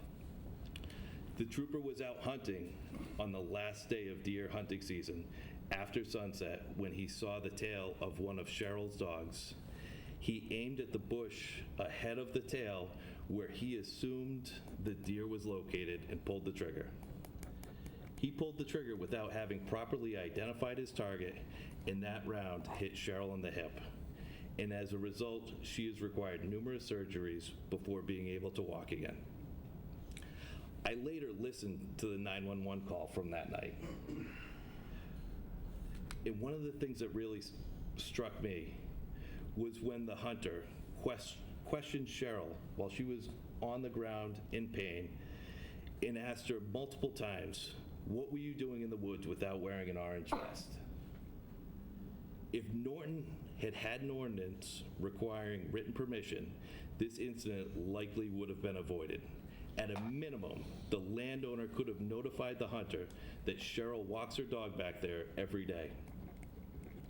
This leads me to the point I made a couple weeks ago when I mentioned how during both my tours in Iraq and Afghanistan, we had accidents with negligent discharges of firearms. Some of those accidents also resulted in individuals being significantly injured. During that meeting, I also received a little flack for comparing Attleboro to Iraq or Afghanistan. In case my point wasn't clear at the time, I'd like to clarify. I was simply stating that accidents happen with even the most well-trained marksmen, and we should do what we can to mitigate that risk. I agree that we can't compare Attleboro to Iraq or Afghanistan. On this matter, I very much agree with Vice President Parika, because those soldiers overseas have far more firearms training as compared to the general familiarization provided by a basic firearm safety course required for an FID card or LTC needed to hunt in Massachusetts. The state trooper that accidentally shot Mrs. Blair in Norton had far more firearms training than is required to hunt on our public property or to come on private property without notifying the landowner, and yet he still accidentally shot Mrs. Blair. This ordinance change, in my opinion, is our best chance to mitigate that risk. So like I said at the start, there are two main reasons for implementing and approving this business. One, remove the ambiguity, the gray area that Mr. Blair spoke about. And then two, to mitigate the risk to our residents. My job in the Army was as an all-source intelligence analyst. Overseas, it was my duty to parse through reams and reams of intelligence data, looking for that needle in the haystack needed to piece together intelligence to prevent attacks on U.S. troops. This was an incredibly thankless job. When things went well and incidents were averted, ultimately nothing happened. It was just another day. But when things went wrong, it ended up all over international news, and investigations were launched to determine if we missed intelligence that could have prevented the incident. If we pass this ordinance change tonight, we may save a life, or we may not. We'll never know. Our work here on the council is often a thankless job. I understand that this legislation isn't sexy. If we pass the ordinance change, we're not going to be celebrated for passing some revolutionary measure. We'll never know if we save a life here in Attleboro or not. But if we don't pass this, and then 2, 3, 10 years down the road, there is an accident, people will look back to today. Now is the time. So I respectfully ask each of you for your support on this measure. Thank you. Thank you. Councilor Conti was next, and then DeLisio. Thank you, Mr. President. 7 years ago, I was asked to sit on the Open Space and Recreation Plan Review Board of the City of Attleboro, and I served with several city people then who are no longer at the city for various reasons. But the city reconvened the Open Space and Recreation Plan Committee about a year ago, and we have been at work on a very big plan that is going to come to the council within the next 2 months. That is a very telling document of the city of Attleboro. It is a enormous education. I just proofread the final draft 2 weeks ago, and we had a final meeting a week ago. And I was struck by the developments over 7 years in the thinking of the people who are on the Open Space and Recreation Plan Committee. And the Open Space and Recreation Plan Committee that you're going to receive in the next 1 or 2 months is a document and dossier that talks about where funds can be obtained for the residents to further enjoy the land that we have, the city that we have. It also makes it very clear that we're a city. And there's a lot of people, I remember talking with Mel Gautieri, who could remember when Attleboro was a one-stoplight town. You know, we're not a one-stoplight town anymore by a long shot. I think the close-knit community of Attleboro oftentimes forgets the fact that we are a city. And the Open Space and Recreation Plan Committee is seeking to maximize the involvement of its residents in its open space and recreation areas in new ways. So I'm heavily influenced by that board, that panel, because of all the work that we've done on the Open Space and Recreation Plan. But 2 years ago or 3 years ago, I learned that a .22 long rifle held at 35 degrees and discharged, depending on the wind velocity, the density of the air, the moisture content, could travel up to 400 yards. And I thought then that a 400-yard bullet, granted, no hunter goes out in the woods and pulls the trigger on a gun saying 35 degrees in the air. I got that. But a 400-yard bullet in a 500-foot zone is makes the 500-foot zone inconsequential. And that's always been a logical linchpin for me, that that does it make sense to discharge a firearm in city limits? And I don't think it does. I think it's nonsense. To hunt in a city is not common sense. And I agree with a lot of things that Councilor Koba said, and he's more eloquent and more verbose than I am. But his points on the public land and on the permission, I think, reflect my attitude as well. And so for those reasons, I'll be supporting this measure. And that concludes my comments. Councilor Delissio. Thanks. I was pretty vocal against this last week, 2 weeks ago, and that hasn't changed. It's absolutely a city, but Attleboro is not your typical city because you've got your urban areas, you've got your rural areas. We're not talking about people walking down North Main Street hunting. We're talking about people hunting in the woods. The argument with the hiking versus hunting, I think that's an unnecessary battle that's being started because we don't have hunters just sitting out and hiking trails. I understand that there could be some concern there. We talk about population density. Again, we're talking about hunting in the woods. Fundamentally, there's too much state redundancy to this. The state regulates hunting. We don't have a ton of leeway in terms of what we can and can't legislate. I mean, if we want to start in looking at what's the definition of passive recreation, we have to go on what we have. The way this initial ordinance was written, to me, yes, I said it last week, and I'll say it again, I felt that it was an infringement upon the Second Amendment, which when we were elected, we were sworn in, we all vowed to uphold and protect that document. I think that this comes down to, and I said this a couple weeks ago, it comes down to jurisdiction, and this simply is not in our jurisdiction. Our job is to get these ordinances as close to perfect the first time, so we're not back here every, I was joking earlier, it must be springtime, it's Beaver Club Road and hunting, next spring it'll be ATV and graffiti, all things that are outside of our jurisdiction, and we have to be able to control what we can't control. And again, I want to stress that, there are few people in this council who've done more in recent years for public safety than Councilor Blair, VP Parika, and I. And again, this is the narrative that I've heard leading up to this, that we're not concerned about hunting, public safety. We're very concerned about public safety. We have been, we always will be. Attleboro is a unique community, and there's room for everything. And you know what, Councilor Kovas, I love the idea of a hunting overlay. And it's something that I've already started to have communication with the conservation agent. Because, maybe there is a little too much ambiguity in terms of where people can and can't go. But to sit there and outlaw hunting, I don't think it's the right thing.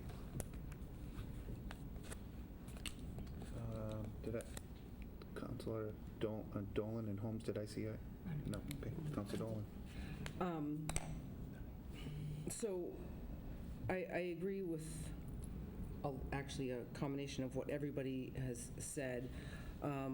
There was a letter in 2017 from the Conservation Commission saying that they would not allow hunting on conservation land until adequate regulations were put in place by the city council. So clearly that hasn't been done yet. Now, my concern is, like Councilor Koba said, the ambiguity. There's a ton of ambiguity, even in what we already have written. And my concern is that we'll have this conversation, whether, if it doesn't pass, then we'll be back here and hopefully not talking about something in an event that an incident happened, and I'd rather be proactive than reactive. And as far as passive recreation goes, the definition, when I looked it up, it was non-consumptive, which I'm not sure that hunting falls under non-consumptive. And, we keep saying that we shouldn't be passing an ordinance for a select few. I'm not sure who the select few is that we would be passing this ordinance for, and for the masses, so I assume the masses would be the hunters. And, we're concerned about Highland Country Club, that we don't have signs up, that we don't have rules in place, and that we want to protect the residents because we don't have anything done there yet. But yet, and again, they're called the revised ordinances for a reason, and I would be absolutely interested in seeing the overlays and if anything, we could do in those properties that the conservation feels are big enough for hunting. I also agree with, mitigating risk for our citizens, and again, with the hiking and hunting at the same time. And, we are a city. It is very dense. I know there's a lot of woods, but there's also a lot of woods that are near a lot of developments, new developments that are going in all the time. I just want to make sure I hit on my points here. So again, like Councilor Kobus said, if not now, when? We've let this languish for forever. And again, I would be interested in seeing some type of overlay. And again, that can be revisited because it's called a revised ordinances for a reason. And I think that concludes my comments. And with that being said, I will be supporting this. Councilor Waterman and then Vice President Briggs. I will be supporting this ordinance as well. Whether this proposed ordinance passes, or even if it doesn't pass, hunting is still going to continue in Attleboro. So I don't believe we're banning hunting. I'm certainly have no desire to ban hunting or take away somebody's firearm. That is not my purpose. And I support this ordinance. The biggest reason I support this ordinance is because I believe homeowners deserve the protection of a signed written permission form, so they know hunting's going on in their property and they're comfortable with it. And I believe that with a written permission form, we'll find that homeowners feel more protected, and I also believe that it will protect the hunters as well. That concludes my statement. Thank you. Vice President Briggs. Thank you, President Cooper. I really didn't want to have to weigh in on this this evening. If I could, through the chair to Councilor Kobus, if you could, during your comments with regards to the incident that took place in Norton, could you just reiterate what time did that incident take place? It was at sunset. It was at sunset, so when they're no longer allowed to hunt is when that happened. I believe 30 minutes after sunset is the legal time that they're allowed to hunt. And okay. So I was just asking for some clarification on that because, according to Mass state law, there are times where if we're trying to legislate, again, because of the select few, not in the manner in which Councilor Blair is speaking of, but we're trying to regulate, unethical hunters, and that in and of itself is problematic and impossible. Similar to Councilor Delicio, I spoke last week.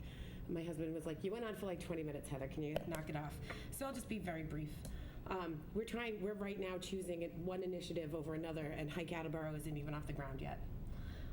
In conversations with President Cooper, when I've had, the conversation about protecting yourself by wearing blaze orange. My dogs have leashes, my dogs have collars, I wear a hat, because I don't get in my car and go to Target and not put my seatbelt on. The protection of myself is my responsibility. It's everybody's responsibility to protect yourself. So that's why you put on the blaze orange. The other part of it is, again, and this is what I tried to drive home last week, is that the reason that we have conservation from sea to shining sea in the United States is squarely because of hunters. So now, our policies have changed, our thought processes have changed, we've made some developments, and so the same people who paid for it now won't be able to access or be able to utilize it, and I think that's incredibly unfair. And I think that the perception that is being painted with AR-15s up in a tree stand is not exactly what's happening here in our community. And if you had if we weren't, you mentioned, I'm so sorry, Councilor Kobus mentioned fear-mongering and things like that. That's exactly what most of your comments were. And if you had an actual sit-down conversation with individuals who are responsible hunters here in the city, who respect homeowners and all of that stuff, I think that you would have, I would hope that you would come away with more of a collective community approach as opposed to dividing and conquering walkers, hikers versus hunters. And so because of that, in addition to that, because of the potential legislation, if we pass this, and the Attorney General having the ability to overturn this because we've discriminated against a particular subsect, I will not be supporting it. And I would also like to move the question. Sorry, you don't second it. Don't second. I withdraw by moving the question. There you go, Kate. Thank you so much. Can I please? Yes, you may. Thank you very much. I'm scared to death of guns. You know where I'm mostly afraid of them? In the schools. I'm not afraid of these hunters, and I didn't find anybody offensive on either side of this issue at any of the meetings we've had in 2017 or we had this year at all whatsoever. What I think we're lacking right now is signage. Signage that is at the trailheads, in every one of our conservation lands that says it's hunting season, and that's bright orange, to let people know when hunting season is, because if you're going to go out for a hike, you're going to go out for a walk with your dog on private property and blah, blah, blah, trespass, there should be a sign there, hunting's allowed. So that, I'm not supporting this thing. We need signs. We need signs everywhere on our conservation land, all over the city, wherever, and like they were saying before, if you don't want people to hunt on your property, put a sign that says don't trespass, period. And these ladies and gentlemen have told us that they abide by that. Yeah, there are always some stupid idiots that are going to do what they're not supposed to do. Everybody in life does that, right? They do something stupid, make poor choices. But I don't think we have anything wrong with our ordinance that we have in place right now. And if you look at that police report that we got from 2013, 39 reports of gunshots. And the majority of them either say no report required or unfounded. That's what they say. That's what all the reports say. So I don't think the city of Attleboro has any problem. And I'm just not supporting this at all. Council Holmes. Thank you. I'm really hoping that whatever happens after this vote, that we can get some information potentially on the city website, so like the map of the setback and then a link to the Massachusetts Fishing and Hunting. That way it kind of explains the season. And I think that it would be good to just bring to light some of the things that are already the law. I noticed Easton has a really great link. Excuse me. Go ahead. No, That I'm concludes sorry. my comments. That's okay, that concludes my comments. Thank you. Any other questions? Sorry, I'm looking for No. my book for the mayor, so I can add that to the list, because my list is getting longer as we go on, so.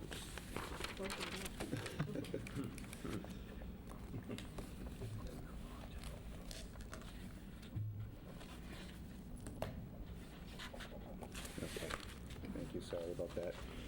Any other questions or comments? Hearing none, Councilor Jackson? Scott? Yes. Yeah. We'll have a roll call vote, and we'll begin with Councilor Jackson. Councilor Jackson? No. Mr. Waterman? Yes. Mr. Conti? Yes. Mr. Kobus? Yes. Vice President Parika? No. Mr. Alessio? No. Ms. Dolan? Yes. Ms. Reynolds? No. Ms. Holmes? Yes. Mr. Blair? No. President Cooper? No. 5 yeas, 6 nays.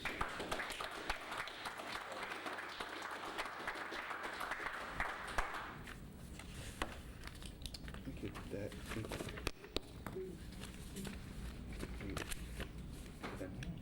Diana? Oh. Concludes the business from ordinance, election, legislative matters this evening. Thank you. Thank you. Councilor Flicker? Thank you, President Cooper. Reporting for Transportation and Traffic Committee this evening. I have one motion I'm just going to read the first little bit of it, and then I'll ask to waive the remainder of the reading.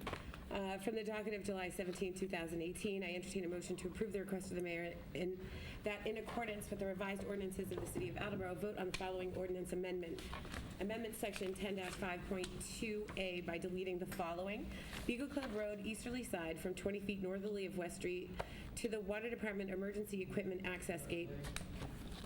Also see Section 10-5.15, seasonally prohibited on certain streets. Second. Point of order. I should leave now, right? Oh, That's right, yes, you should. Thank Sorry. Thank you for reminding me, Sarah, about that. Every single time. Counselor Cooper? Yes. Hold on, Hold on one second. So, first to the chair, any Yes, comments? I do have comments. Thank you very much. So here we go. So we're handling all the family business tonight, it would appear. So I do have some comments with regards to Beagle Club Road that I would like to read. It is a prepared statement, so I made sure I could get everything in, and it may be a little bit long-winded, but I think I've earned that. So I'm going to take it. And then after that, I'm going to make a motion to amend the current motion because there's some information in it that we cannot strike, and there's one that I want to keep as a placeholder and then add a little bit of language at the end. So, so any comments? Where to begin? So here we are again on the cusp of passing more legislation as it pertains to Beagle Club Road. It would be easier for me to sit back, agree with this new legislation and any forthcoming proposed amendments, and let the responsibility of what happens next down there be placed squarely in somebody else's lap. That isn't in the best interest of the city. What we have been here before, and I can make an educated guess as to how this will all pan out. We've all spent quite a bit of time in these chambers and in constituents' homes working on solutions for the issues that have plagued the area leading to Manchester Reservoir. For some of us on the council, like myself and President Cooper, it has been 5 years with building relationships, steadfastly rebuilding those same relationships when things have deteriorated, identifying needs, offering and implementing real solutions that have resulted in true successes. For others who are now in their second life as a counselor, it goes back 25 years, trying to work with the residents, the previous administrations, and the city as a whole. Some of us here have been rather critical about why this has been a plague on us for so long, and that it should have been solved long ago. Many people have attempted, smart people have attempted, and have tried to take this on, and have failed. That's why we're here today. We are trying to solve 40 years of systemic issues. We have confirmed reports of illegal activity dating back to 1977. It took 40 years to build up to this for this council, 40 years of build up for this council to take drastic measures 5 years ago. And since then, we've been slowly working to regain normalcy, change behaviors, inject peace and respect at that location. It will take just as long to get us to the desired balance that we're all striving for, that is fair and equitable to all. What I have identified during this process is that it is impossible to meet the ever-changing expectations, and that those said expectations, because they are a moving target, require constant evaluation and plan implementation. My approach, and what I have encouraged this council to adopt repeatedly, has been to move and to make changes with a slow and steady purpose. Behavior modification takes time and patience and requires a resilience and a belief that things will work out as they should. What is chronically overlooked is that we have had great success on Beagle Club Road. The instances of disturbance have been reduced. A level of peace has been restored. Illegal activity has been managed with the help and the support of the Attleboro Police Department. The space down there is not unique across the Commonwealth. Our efforts on this council involve thinking outside the box, looking to other communities and how they manage access to recreational areas, and balancing that with the concerns who are directly affected. Emotions run high regarding this topic. This council is responsible for taking what is cloudy and gray, which I find is interesting compared to our other conversation a few moments ago, and making it black and white. It has been a struggle to remove my own reactive behaviors and emotions and filter the comments and criticisms of those who are vested. It's hard not to empathize with the residents who live on the road. This is what they live with every single day. What happens during daylight hours can and have been managed well. Where part of my concern lies is the ability of enforcement after dusk. My reservations regarding the business in front of us as of right now are the following. We have yet to receive a detailed punch list including timeline and expected costs for actions that have been promised the residents.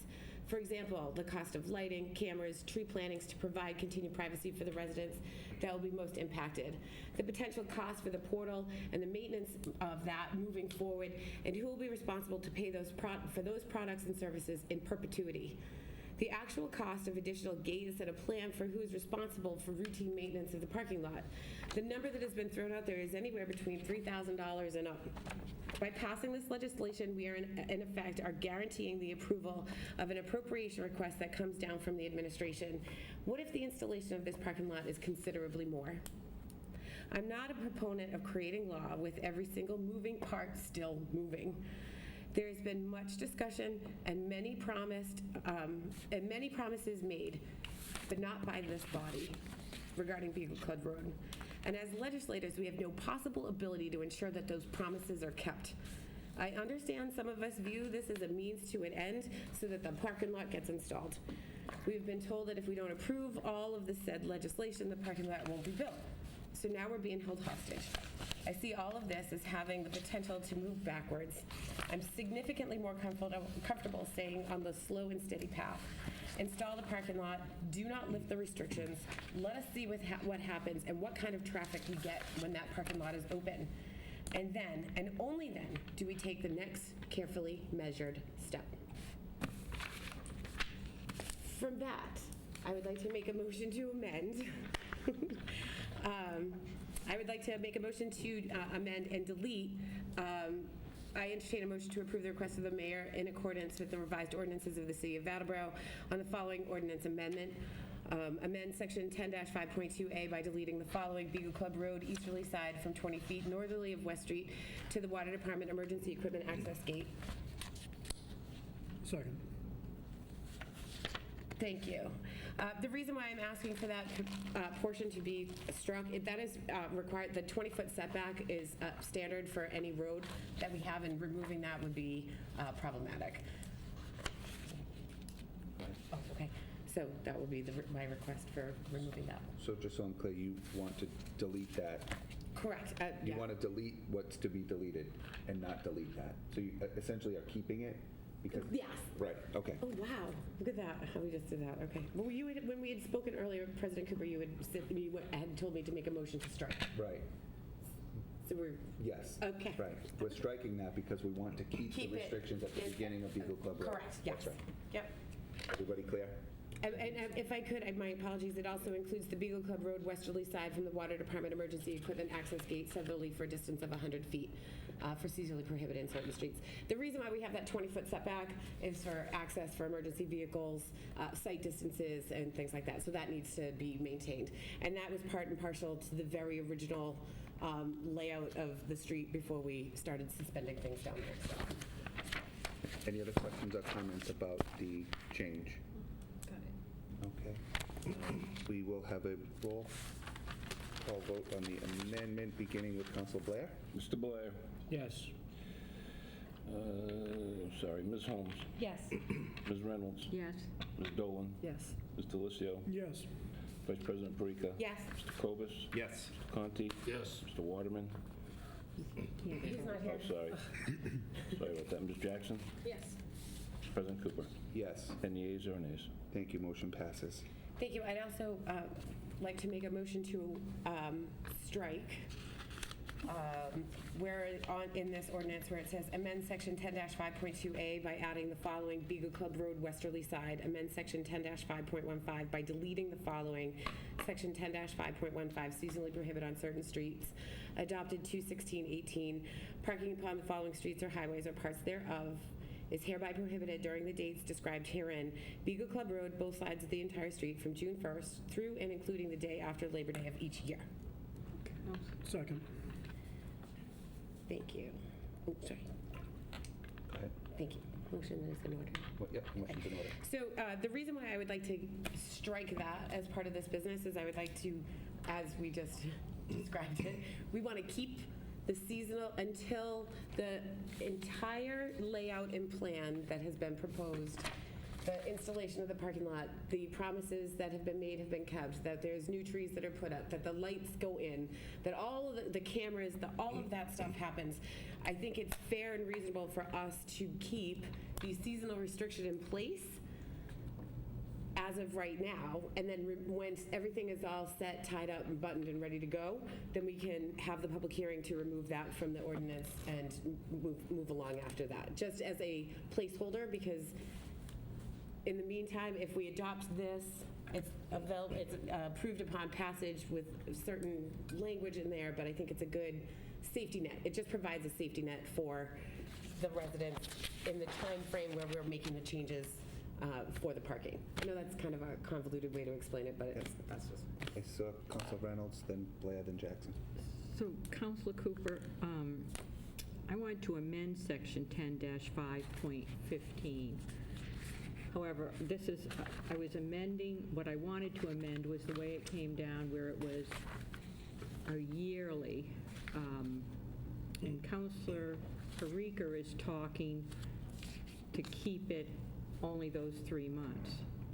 Because my amendment that I did pass out, what I was suggesting was parking upon the following streets or highway or parts thereof is hereby allowed during the dates described herein.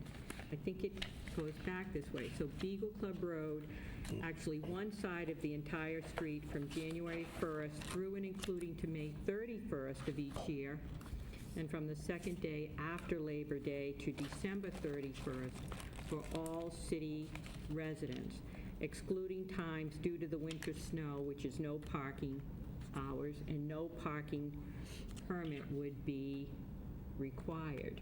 So just, I'm trying to think if that's saying exactly what is Councilor no, Parika is so asking to what, keep.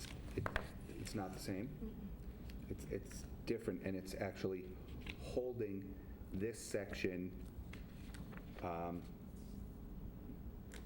on the books as the rest of this ordinance progresses. The construction of the lot and the other things that need to happen.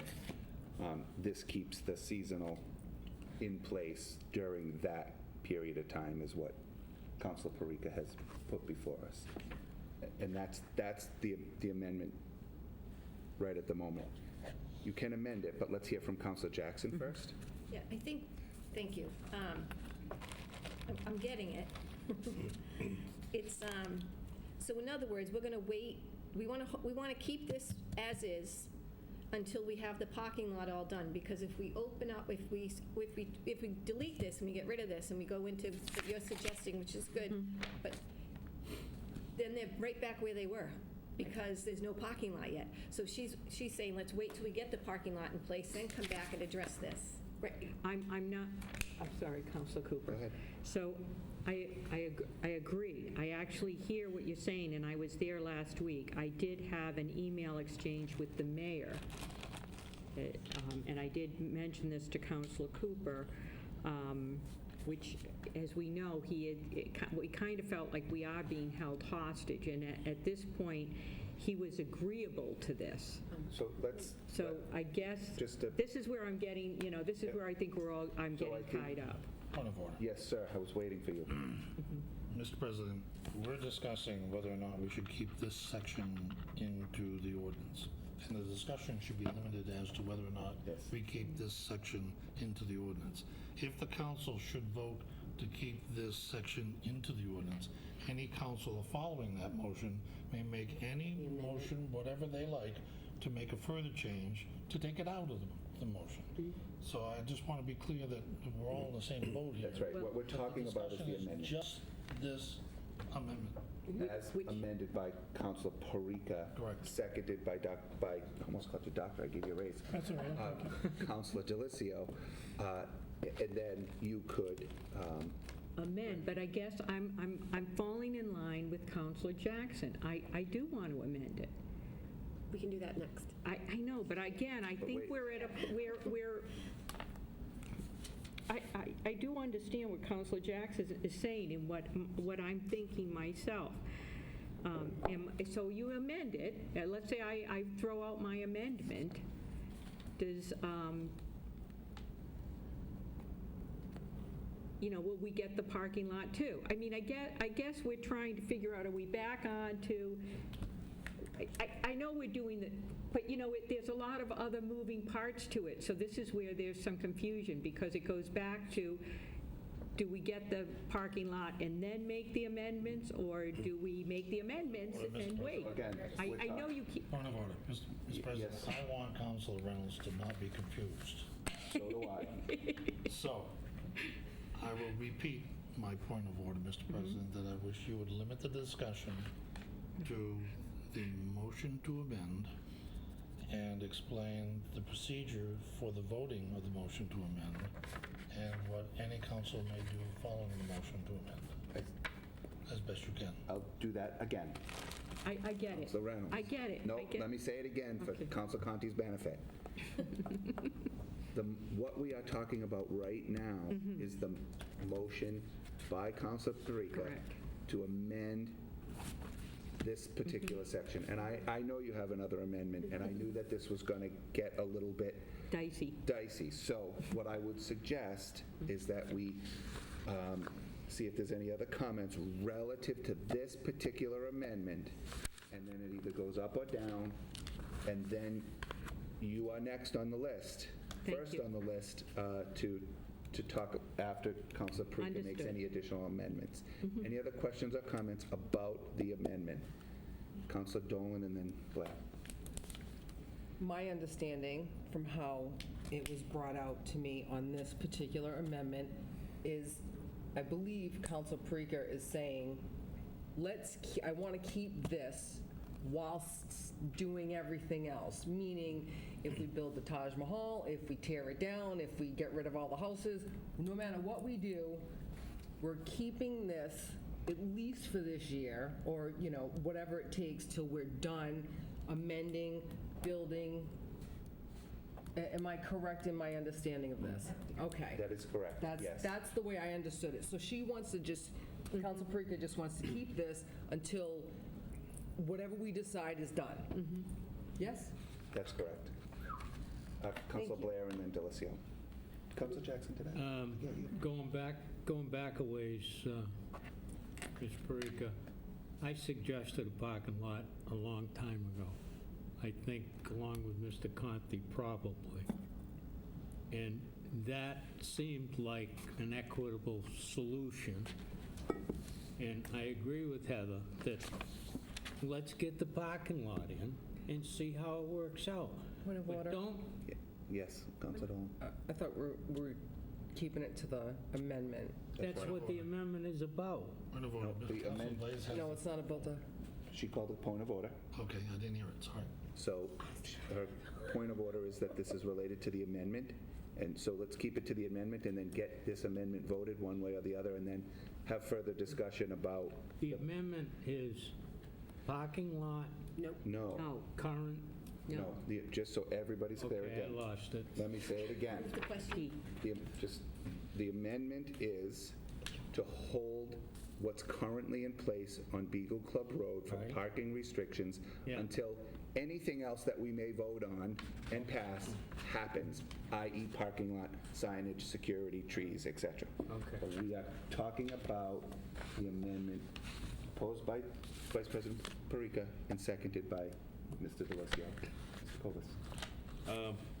I do like this amendment, but I also understand what Councilor Reynolds was talking about with the other amendment. And the one thing I'm looking to clarify, the one thing I'd like to clarify is that if we keep this amendment in place and then down the road go to make this other amendment, all of a sudden we would have something saying no parking, or we'll have the seasonal parking, but then another amendment that says, or another portion of this that talks about having signs up about the parking permits. And I want to know if there's a conflict between having those two. Like, can we have something, and that's all I'm looking for. Is there a conflict? It's very easy in my mind, and maybe I'm oversimplifying. This amendment keeps the current protections in place until everything else is done. And then we bring this back to strike this from the ordinance book, which is what we're doing here, but we're putting the cart before the horse. part of this other stuff is that you can park here with the parking permit. No, I understand what he's saying. I get what So I think we focus too much, and this is tied into this amendment. Why I'm in favor of this particular amendment is because we focus too much on the all or nothing approach to this entire ordinance and not to the functional implementation. Because if we don't do this, and if we don't compartmentalize this ordinance and how it's implemented, all of a sudden, it's going to go back to the Wild Wild West. So that's it. Thank you. Council Holmes. Okay. So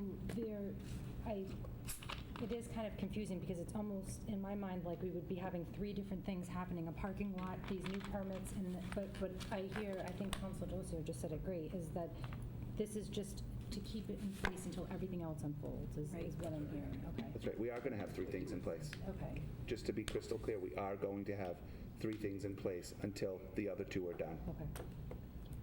Vice President Parika, and then Thank you. So my apologies for not being particularly clear when I brought that out. I knew what you were doing. We have a plan for that. I have other things too. And so I hope, so first of all, the protector needs to stay there, so I hope you support the amendment. I can give you a little hint that as we go along here, after this amendment goes through or whatever happens, the final line, I will be making an amendment to the final line, the B on the back page, listing, because that needs to highlight what our expectations are before we open everything back up and remove the ordinance. We did this previously, specific to Beagle Club Road, is that we maintained a particular ordinance until it was the appropriate time to remove said ordinance. As we move along, you can make a motion to amend, and then we can put effective upon the removal of this at the end of it. So then, when we remove this, all of a sudden yours kicks into play. So if that's something that the council votes on and decides. But again, I think it's really important at this moment that we vote on this particular amendment, and the reason why it's there, it's a fail-safe, it's a safety net, and it keeps common law in that location while construction takes place and the promises that have been made become fulfilled and realized. Thank you. Council Conti, do you have additional? No. Okay. Thank God. Thank you. We will move to vote, and the roll call vote's required with it starts with Council Jackson. Councilor Jackson. Yes. Mr. Conti. Yes. Mr. Kobus. Yes. Vice President Parika. Yes. Mr. Delizio. Yes. Ms. Dolan. Yes. Ms. Reynolds. Yes. Ms. Holmes. Yes. Mr. Blair. Yes. President Cooper. Yes. 10 yeas, 0 nays. Thank you. Motion passes. Thank you. All right, so finally, from this side of the U, I make a motion to amend section 10-14.4 Beagle Club Road signage with the following text. And I go to point B on the second page. It says, this ordinance and all permits contemplated hereunder shall become effective upon completion of the Beagle Club Road Manchester Reservoir parking lot. And at this point, I would like to add lighting, the installation of lighting, the installation of security cameras and a plan, and appropriate signage. How about the screening? As determined. Neighbors. Mr. Oh, President, yes, okay. Can I hear that again, because I don't think I got it all. Yes, so what I have is after parking lot on B, letter B, the last sentence is lighting, security cameras, and the security plan, and signage. And this was the one thing when we were talking about it that I forgot. The installation of privacy vegetation for the end of the roadway residence that was promised. yeah, visual buffer. Visual buffer. Thank you. Are you clear, Councilor Conti, and anybody else have any other? Oh, I got it. Do you want lighting? Second. Who was that? Council Kobus. Okay, motion is in order. So, thank you. So I think it's important so again, as discussed, I've been present, Mr. Councilor Kobus, Councilor Dolan have sat and heard the conversations with the residents. We've all heard in detail the promises that have been made. I was standing down the end of Ryan's driveway, and he can see, from that location, he has full and complete access to the, visual access to the parking lot, as well as up the ramp. And so the mayor had made a commitment to him that he would do some replantings in that location to help hide that visual from him. What my concern is, and it was brought up the last time we spoke about this, is that there are many moving parts and pieces to this. There are many things that need to be put into place to make us feel comfortable as it pertains to the parking lot, the security, the opening of the gate at dawn, closing at dusk. All of those kinds of things, which aren't necessarily in the legislation but have been promised to the residents. I'm trying to put as much of a fail-safe into this so that, as my prior comments were in there, we can't force the administration to follow through on what has been promised. So this is the best option I can see by putting it as part of the ordinance, and when it becomes effective, and it can't become effective until all of those things have been satisfied. And those have been our recommendations as well. We've all asked for security cameras. We've all asked for the gates. We've all asked for lines painted on the street. We've asked for all of those kinds of things. So this is the only way that I could see that kind of it holds the administration accountable for the things that have been promised. That concludes my comments. Thank you. Any other? Council Conti. So, Mr. President, my understanding is the motion to amend is under section 10-14.4, Eagle Club Road signs with the following text. Point B, this ordinance and all permits contemplated hereunder shall become effective upon completion of Eagle Club Road, Manchester Reservoir parking lot, the installation of lighting, security cameras, security plan, signage, and visual regulation as determined by the mayor. Is that correct, sir? The part I think your mission is visual buffer. Visual buffer. Thank you. Otherwise correct. Thank you. Other comments or questions? None. No. Anyone else? Hearing none, this requires a roll call vote. Well, if I may just add, so one of the things that we left off as prior to our meeting this evening, I did speak with the mayor, and you were present, about the potential of painting lines on the street, so it would indicate, go down with the DPW, mark out lines for parking spots, so it would be an indicator. And I didn't know if we wanted to, while we're in the middle of a motion to amend, to add that in as well. No, I think that so I think the amendment that we have before us does not include that. Okay. And I'll let you into a hint. I wouldn't support that. Okay. I mean, we can have the discussion, but I have to give up the seat. My seat's really hot. You don't want to sit. Mine is too.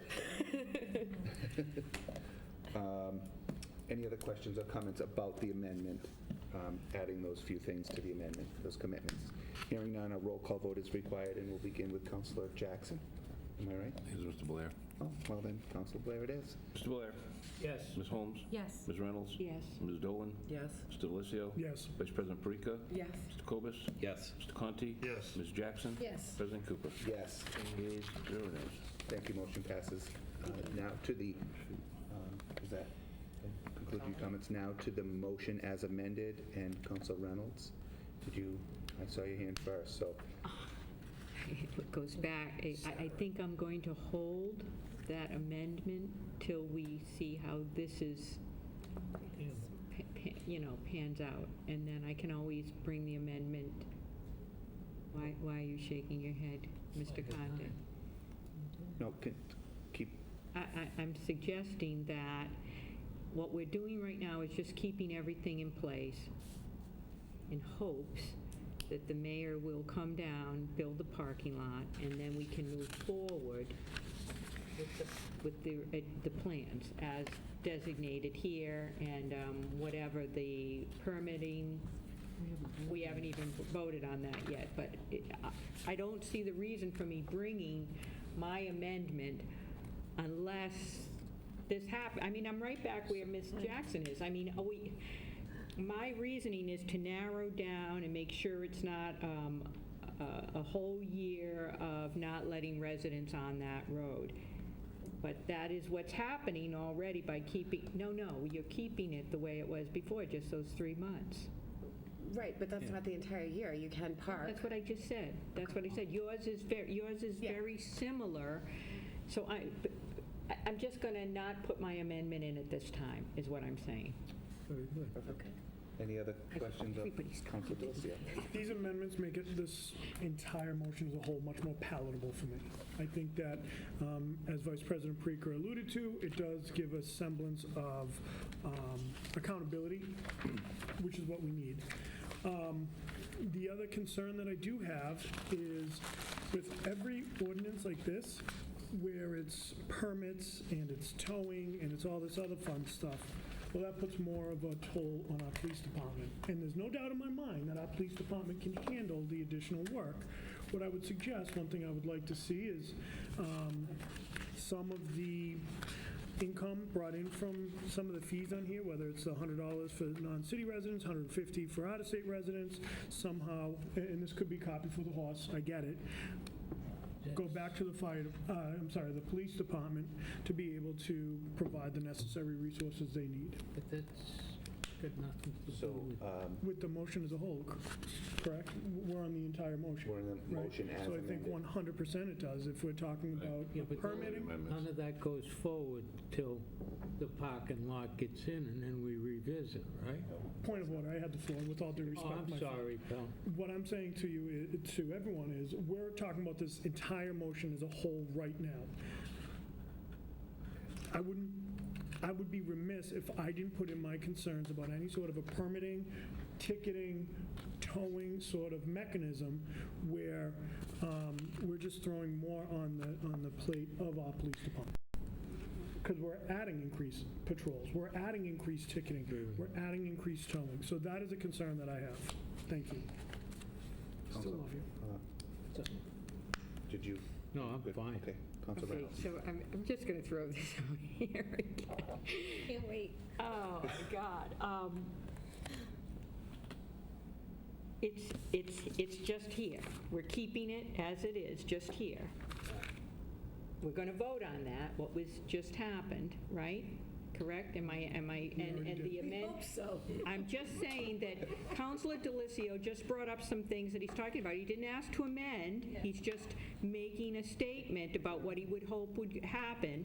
So what I'm saying, and I hear people saying no under their breath or whatever, no, that can't happen, is that if this passes, we just spent hours on the one before saying that's what revised ordinances are about. You can always revise to revise. So anything here that gets passes can be revised again.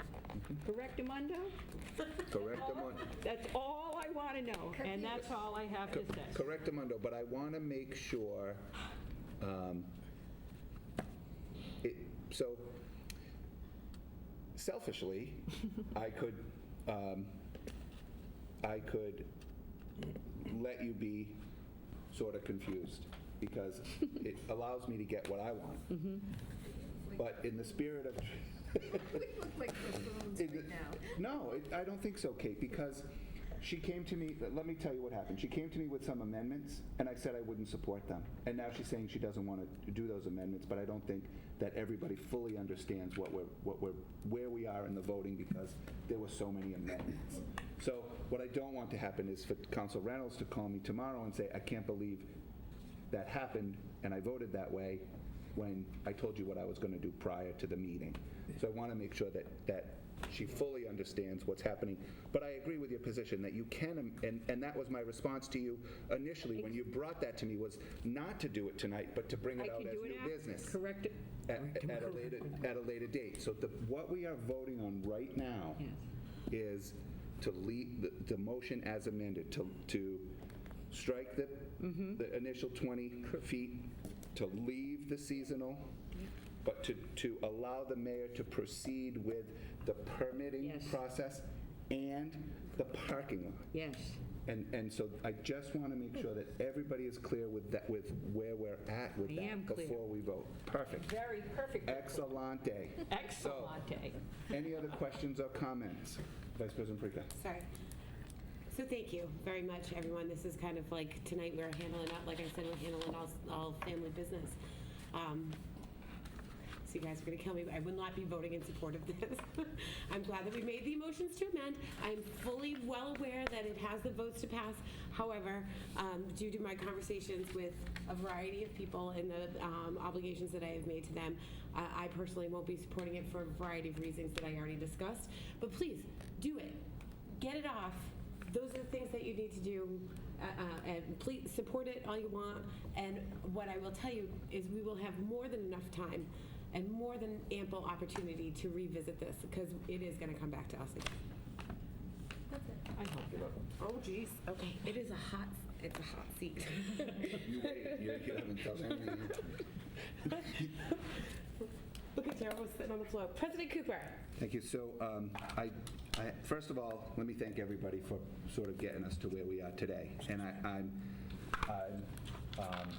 very excited that we've, through a lot of work, we've come to a common ground with, and what I consider a compromise with Council Reynolds in supporting where we're at tonight. And I do appreciate that, and I do have to call that out. And I know that there has been a lot of asks of making amendments to this, and it wasn't until the sort of 11th hour about you sort of reaching out saying, no, I'm not doing this in the absence of X, Y, and Z, and then getting some agreement from the administration to amend. So I'm happy that that's not happening the way that it is, the way that we talked about earlier, and that it will come in as new business. I think that's the way to go. I also think that, we're doing the right thing and not making substantive change to what we did. I probably didn't work hard enough to get Vice President Perica on board, so I probably had to ride her a little harder to get her on board. But where we're at today, and again, I just wanted to thank everybody. I'm glad that this is happening the way in its form that it came out, and let's see where it goes. And I think it was critical to do these other three amendments, and thank you for bringing that forward. I know it was a little bit lumpy, but I think that everybody had to understand sort of where we came from, where we're at, and we don't understand where we're going to be, but we're going to find out pretty soon. That concludes my comments. Thank you.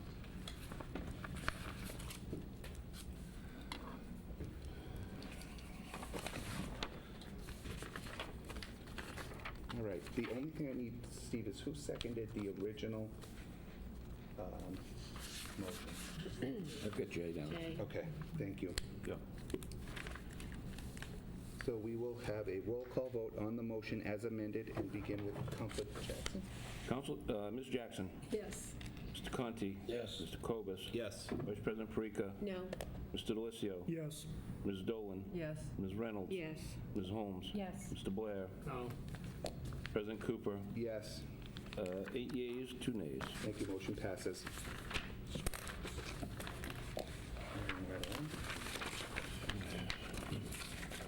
Well, that concludes the business for transportation and traffic. And I call for a committee meeting at the next appropriate time. Thank you. There are no other committees reporting tonight. We'll post committee meetings for all of you at the next appropriate time. There is no old or new business. At this time, I'd entertain a motion to adjourn. Second. All in favor? Aye. We are adjourned 9:27. Are the residents going to be happy? Yes. They most certainly are, Kate.